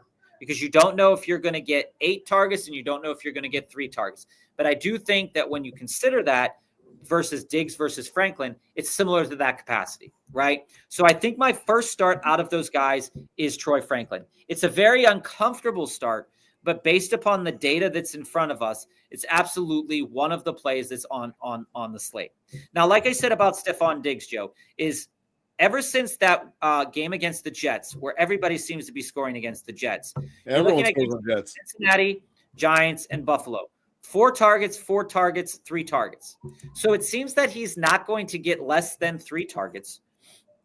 But that's not enough to make me want to throw him in my lineup. Then we look at Pickens, and yes, the total number of attempts going towards George Pickens this week might be less, but he has gotten 8 targets and 6 targets in consecutive games since CeeDee Lamb has been back. What he's done with those targets hasn't been enough, but the targets should be there. And while there's not going to be a lot of pass attempts on paper, Pickens is absolutely one of those guys that's going to get more targets than Diggs in a week. Even if Drake May were to project for 34 pass attempts, you could say that Diggs is probably still going to end up between 4 or 5, right? Mm-hmm. Unless the game script goes a different way. Then Worthy is one of those guys that, while Gardner Minshew is probably going to have a good amount of opportunities on the slate against Tennessee, one of the things to worry about with Tennessee is that they've only been allowing around 9 total receptions to wide receivers. And if we think over the last 4 games, now you look at that, who has Tennessee played? Well, they played San Francisco, Cleveland, Jacksonville, Seattle. You look at what happened in that Jacksonville game, they didn't have to throw the ball as much, but Jacoby Myers still had 6 targets. You look at the game against JSN. They stopped throwing the ball at one point in time too. JSN still had 10 total targets in that game. So the targets are going to be there in that matchup for Rashee Rice. While the total number of total receptions might be a little bit lower over the last 4 games, it's nothing that you could say that for a guy like Rashee Rice would be a problem. But it would be a problem for a guy like Xavier Worthy, who may or may not command targets from Gardner Minshew. Over the last 4 weeks, he similarly pings at a rate of Stephon Diggs. So you look at this and you say, on paper, Franklin and Pickens are your play from a potential volumetric standpoint. Then Diggs and Worthy are around the same, but with the potential higher volume for May, you have to roll with Diggs. So it'd be Diggs, Franklin, and Pickens for that data point. But then you look and you say, well, is Vele, Slayton, or Coker reasonable plays this week? Coker is. He's getting similar volume with touchdown upside.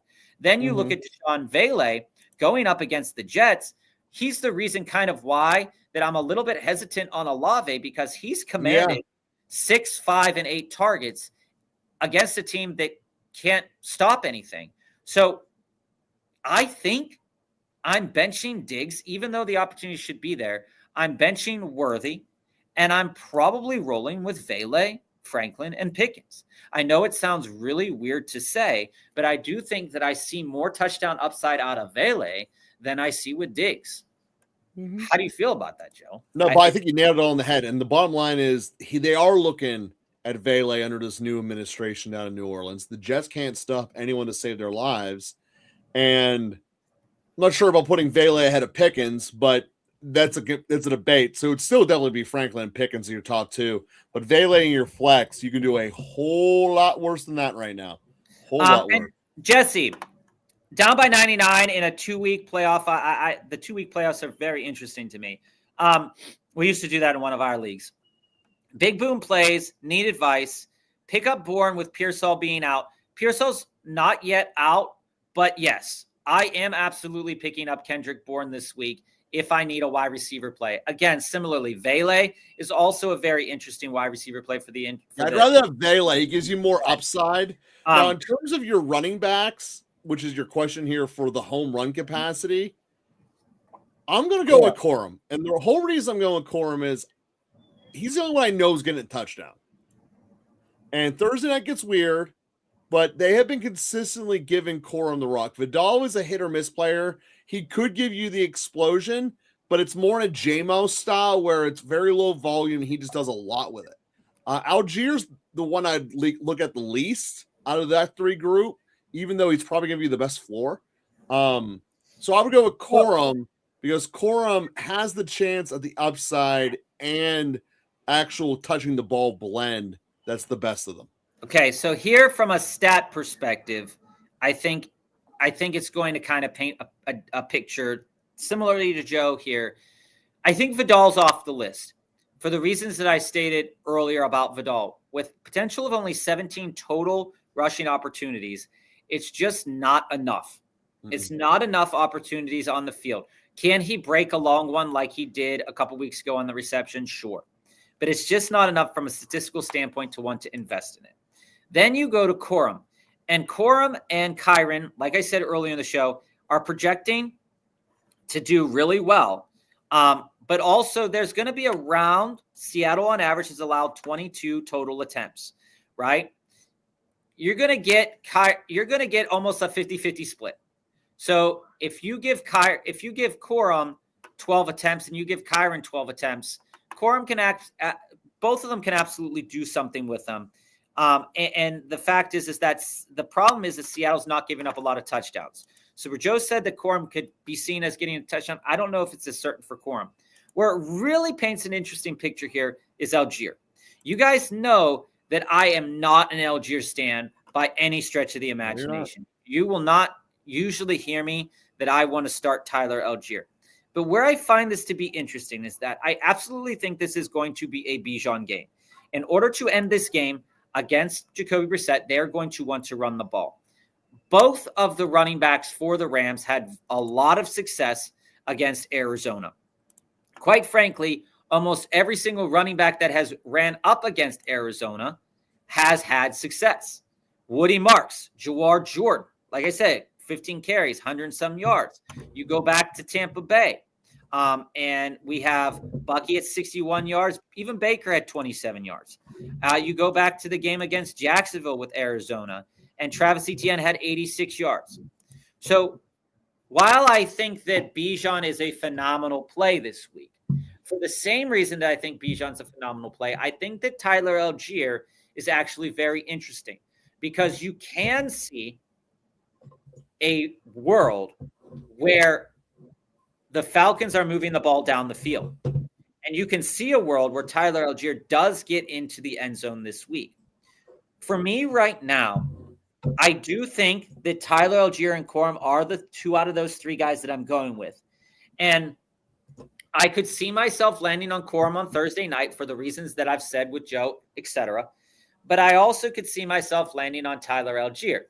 Am I comfortable with Tyler Algier? No. He is very likely a 0 or a 3, whereas Corum is more likely a 7 to a 12, right? So when you look at it, there is a lot of inherent risk for a Tyler Algier. But the matchup paints a picture that Tyler Algier could potentially be a better play. Like I said, with the total number of opportunities, right? Arizona's allowing around 26 total opportunities with 139 yards rushing over the last 4 games. Not a lot of touchdowns on average, right? If we look for the total number of touchdowns they've let up over the last couple of games, it's 4. But if you look for a total number of rushing yards, it's 559 over the last 4 games, Okay. And that's not like, that's a lot, but it's also against teams that like it's combined rushing totals. I could see a world where Algier does really good this week. I'm very uncomfortable with it though. Very uncomfortable with it. But I see a world where he could be good. Rumpel somehow beat the 1 seed last week, so I'm in the semifinals. Who do I start at flex between Shakir, Igbuka, Monty, and Christian Watson? So I don't think Watson's out. I don't think Watson is playing. And I do think, and I continue to believe, based on stat projections, that Shakir is a very low output wide receiver. Mm-hmm. However, in a game half PPR. In a game against Cleveland, anything can happen, right? Yeah, Cook can run for 300 yards. This could be a game where you have 10 targets. It could be a game where he has 3 targets. I think he ends up somewhere in the middle, probably somewhere at 6 targets, 50 yards. So I see a floor of potentially 5 points. I see a ceiling somewhere in 15 for Shakir based on total number of opportunities. Igbuka, very similar. He has not gone below, I believe, 8 targets over the past couple of games. You look at the last 4 games, 8 targets, 9 targets, 7 targets. But he's been catching less than half of them. Mm-hmm. And so my question is he going to catch more than that? Because is Baker Mayfield, it's not an Igbuka problem, it's a Baker problem. So if Baker, one more week of getting healthy, will these opportunities and targets be better? So for that reason, from that starting point, I am starting with Igbuka because I do believe that the opportunities will be better. Okay? And I do think that Igbuka ends up being the final decision because Monty's so touchdown dependent in a situation where you're probably not getting him. But again, the Steelers are pretty ass when it comes to their rush defense. Not rushing touchdowns, though. A lot of run. I know. I they said let yardage, not touchdowns. But I think Gibbs rips them apart. Don't get me wrong. It makes me curious. But for those reasons, I know this wasn't such a long deep dive for you, Rumpel. But I think that looking at these players, Igbuka's the guy that's getting the opportunities, but those opportunities Igbuka's the answer. Haven't been materializing. So for me, it's Igbuka, and I could see myself pivoting into Montgomery for the chance that he gets an upside touchdown, even though the Steelers haven't let up a lot of touchdowns. So that's where I feel about that. Josh, I need a quarterback, 3 wide receivers, 2 running back. You're not getting me not to start Jacoby Brissett. I've said it before and I've said it again.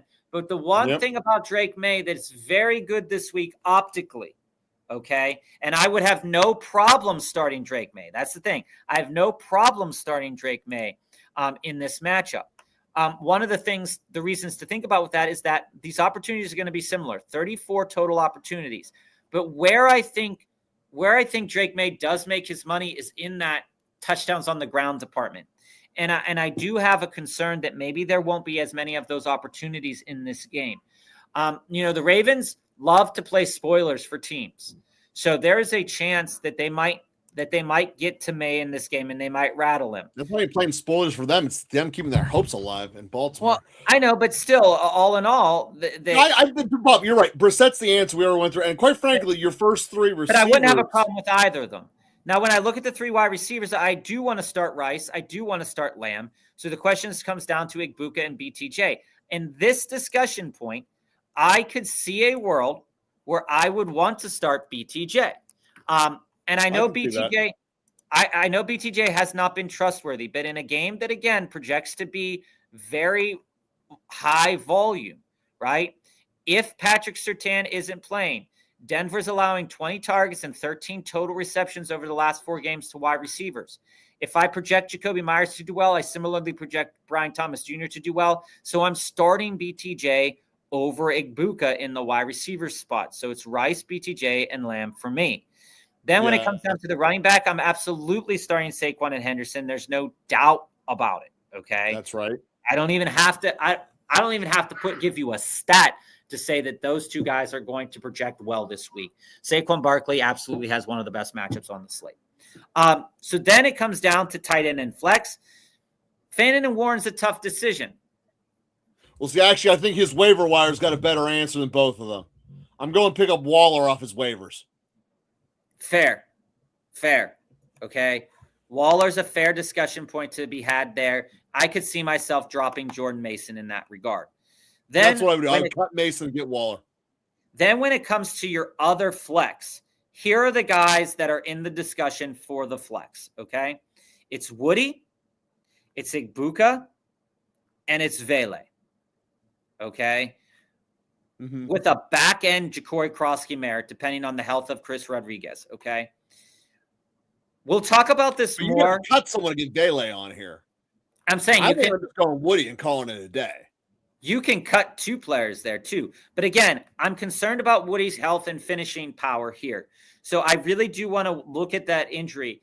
If it's projecting that Woody isn't going to play, I think it's reasonable to go out and buy Vele. Okay. The Jets are so bad. Yeah, the Jets are so bad. It's not the end of the world if you drop Monangai. It really isn't. Okay. Honestly, I would rather cut Mason or Fannin. No. I understand that. I'm cutting Mason probably to pick up Waller. Yeah, I know. And I don't need 3 tight ends, and I cut Fannin because I don't trust you more than the ball. I don't think I'd cut Fannin because, again, Fannin has a decent matchup against the Steelers in the last week of the season that I would want to take advantage of. But wait, Watson's hurt. Cut Watson. Yeah, you cut Watson. You cut Mason. You trim the fat there. You pick up Vele if you wanted to start him. You pick up Waller. I do think Vele is a potential better play at the flex position than Igbuka. The opportunities are going to be there pretty much similarly. If Shook is healthy, I think the opportunities are going to be fine, and I'd be very interested in starting Vele over Igbuka. All right, we're going to speed to finish this thing out, Bob. And now, and Josh, if you're with us tomorrow, we can talk about it more tomorrow. CC, in this regard, I'm on A.J. Brown. No doubt. Okay? There's no doubt in my mind that A.J. Brown's the guy I want. Even in a heavy run-oriented script, I can absolutely see A.J. Brown exploding all over Washington. Start 2 wide receivers here. We answered this question Steve, we answered this question as a deep dive for you. Go back if you didn't get a chance to listen to it. It's Franklin, Pickens, and Vele for us. If you didn't get a chance to watch it just now, go back. Hey, Quincy, the only way that Sanders is coming back to haunt me is if his dad is in charge of the operation. Nino, running backs and wide receivers are CMC, Chase Brown, Harvey, Pacheco, Hunt, Chuba, Algier, Diggs, Jacoby, Higgins, and Byrne. Which wide receivers or running backs would you drop from Michael Carter and Coker? I'm dropping Kareem Hunt from Coker.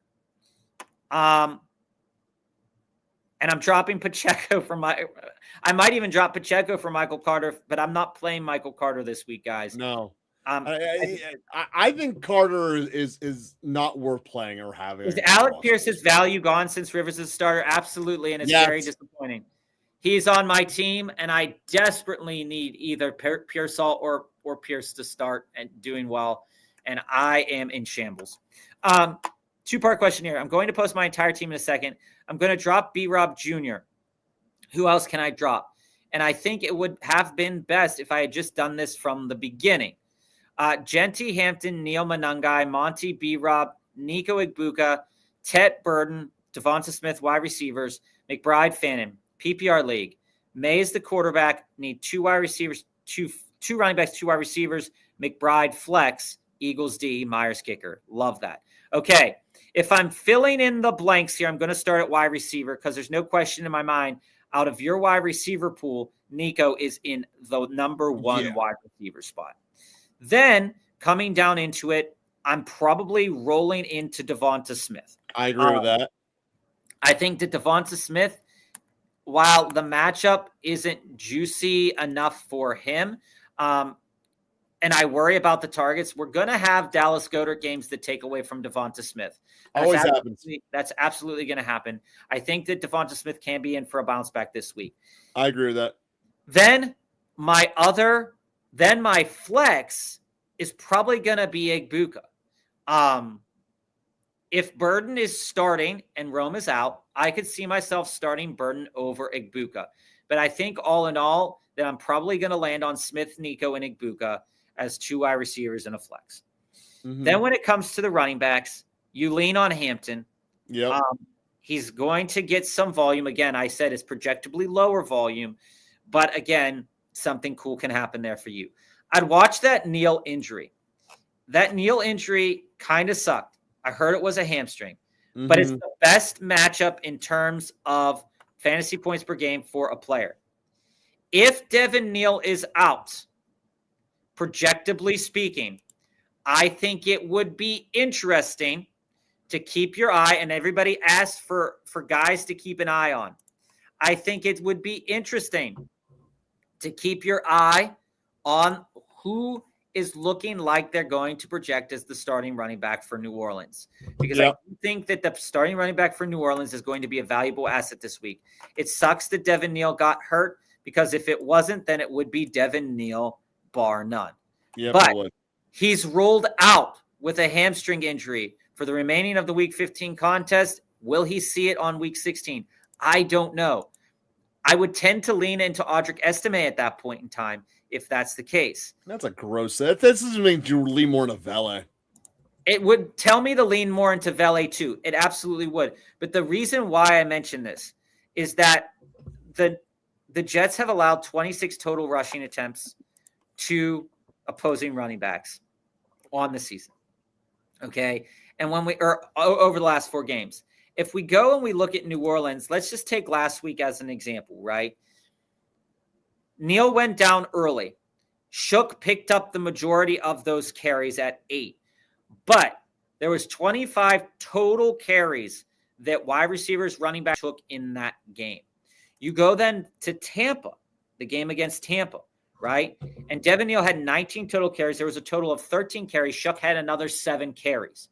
So projectably speaking, right, if they're allowing 26 rushing attempts to running backs, and then you wrap in the total number to quarterbacks, where you're looking at quarterbacks getting around 14 rush attempts, those metrics are not always, palpable. But if you project that to be somewhere in the area of 30 total attempts, that's absolutely a backfield that I want to invest in the week over Monangai and over Monty. Even though the Monty matchup is pretty good, I worry about the Steelers projecting for no touchdowns to running backs. But again, that was Detroit as well, but Detroit got lit up for a couple of touchdowns. So it can always change from a week-to-week basis.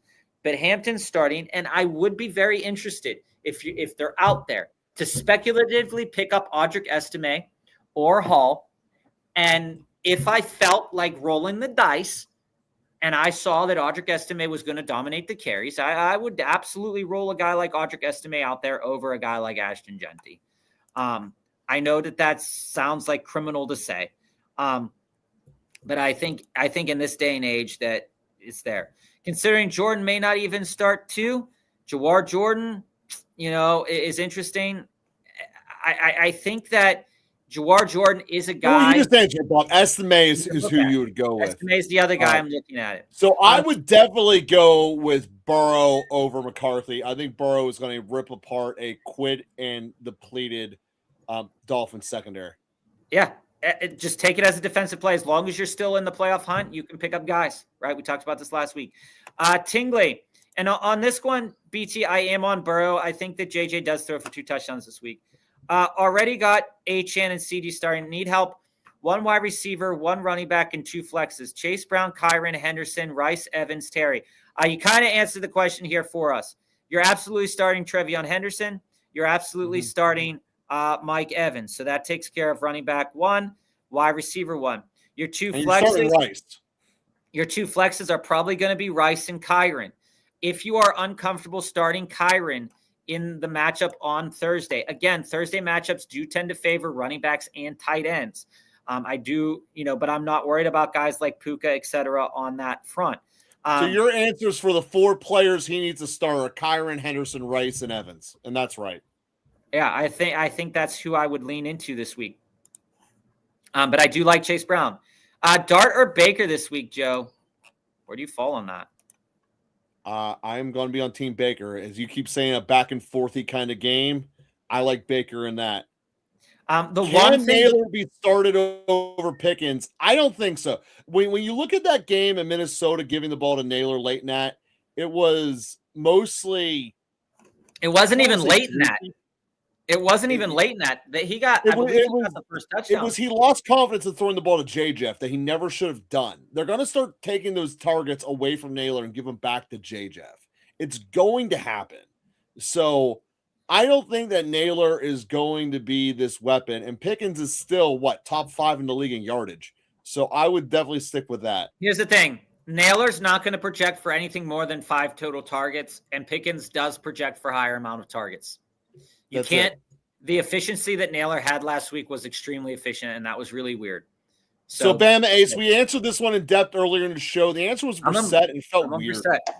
I'm on Brissett for so many reasons. What's up? Let's get it. With Marks being as fragile as glass, Hendy and Kyron along with Gibbs are the best options that you have. Yes, I would agree with that.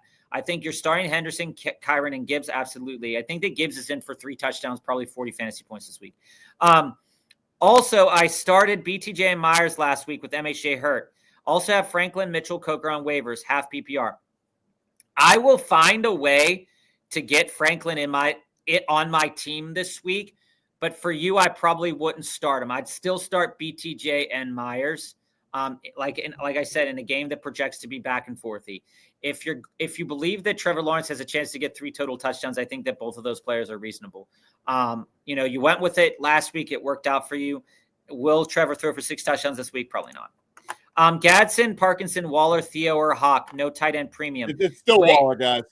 The way I would order that would be Waller and Parkinson. I'd keep my eye. Again, Parkinson's a great play if Higbee's not coming back. But also the total number of opportunities that Seattle gives up to tight ends is a little bit weird.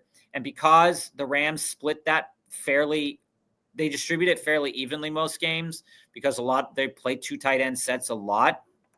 8 total targets. If Colby only gets 4, I don't really see a benefit in that. But keep your eye on the quarterback situation.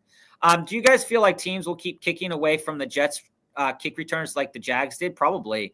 I've been using the Jets' defensive special teams for return yards and been doing pretty good all season. It's the only thing they can do. Why give them a chance?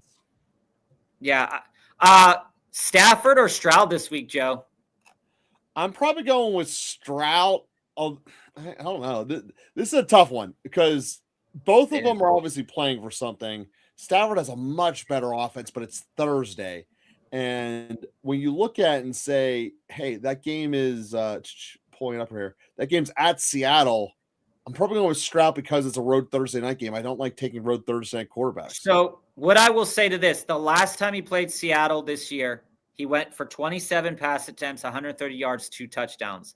Every other game in the last 4 games, he's thrown for over 230 yards and at minimum 2 touchdowns. When you look at Stroud projects to do better in that market in terms of yardage, right? But not by a mile, right? The one thing about Stroud that's hard to project is his touchdown output. So what I would say to be muted. What I would say is that I think that it's even. It's an even distribution. If you want to start Stafford, knowing that they've already locked up basically that playoff spot, do they want to lock up that number 1 position? Or do you want to take Stroud, who's still fighting for a playoff spot? I think I lean a little bit into Stroud because I don't value the Raiders at all. And that's the answer. Quick follow-up on my deep dive. My second message must have gotten buried. All right. Does your Igbuka pick change if I'm already starting Mike Evans? I have Travion, Chase Brown, Amon-Ra, and Mike Evans starting. Not really. No. Because it's still the value. Yeah, I mean, again, when we look at the total wide receiver room for that would be looking at in this situation with Igbuka, you're looking at possibly 11 total receptions, 16 total targets. I see it as being a bit higher than that. The last time, they haven't played Carolina yet this year. I see them as doing I see them both getting around 8 targets in this game. I think it's going to be interesting. If you'd rather not, then you can absolutely pivot out of Igbuka if you want to. I don't think Igbuka is a must start this week, but in certain lineup builds, he is a start. Am I crazy for considering Davante Smith this week at flex in a very juicy matchup versus horrible Commanders pass defense? I don't think it's wrong to consider that, and I would start Davante Smith, but just understand that he can project low if Dallas Goedert gets the majority of the carries that he would be getting. Now, it said hammy. It could be a hammy and an ankle. So it's not looking good for Devin Neal, and that's why I suggest maybe Audric Estime. I see Shook running more and using Hill Juwan with Neal out. That absolutely is another narrative that you could write.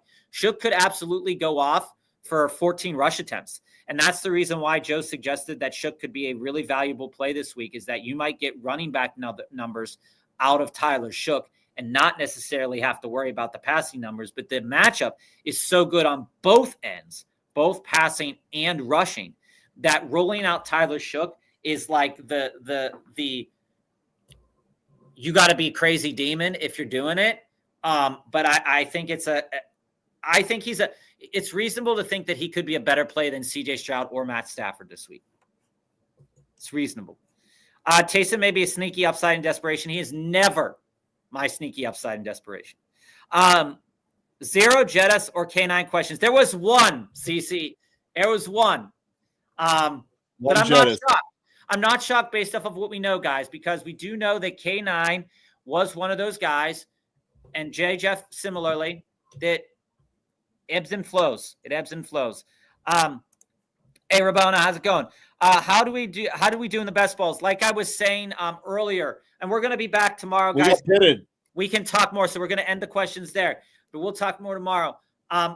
We got, out of all of the entries that we got, now again, we did not 150 max any tournament. No, we didn't. Just to keep that clear. We did not 150 max every tournament. Our way of doing it is more picking your shots and getting percentages.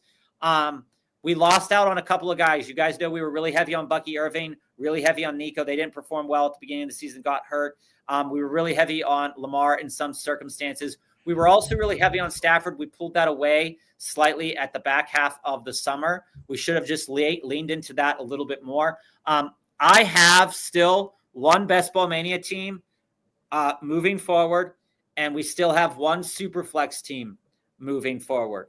So we got crushed by Trevor Lawrence. We got crushed in pods by Pitts, and we got crushed in pods similarly by some James Cook users. But we did sneak in a Best Ball Mania. We did sneak in a Superflex, and they scored really well last week, and they project to score really well. Again, the only weak position for us is that back half of the wide receiver pool, because, again, Carolina didn't turn out the way we wanted it to. And then the tight end position for the one non-Superflex team has Kincaid and Hunter Henry. So we really do need a ball-out performance from Kincaid. But thankfully, the Superflex team had Goedert and McBride along with Christian McCaffrey. So that's set up to be pretty good. But we'll talk more tomorrow. And also, guys, tomorrow, hopefully we can get in a little bit of best ball playoffs for you. Knowing that the season is winding down, we'll pull up a couple best ball playoff tournaments and share with you about what our early looks are ahead for that. So we'll be with you again tomorrow, Wednesday at 3:45. We'll answer any questions that comes in, and we'll also look at some strategies that you could put into place with some of the early best ball teams that are coming out there, both on DraftKings and on Underdog. So we'll see you guys tomorrow. Local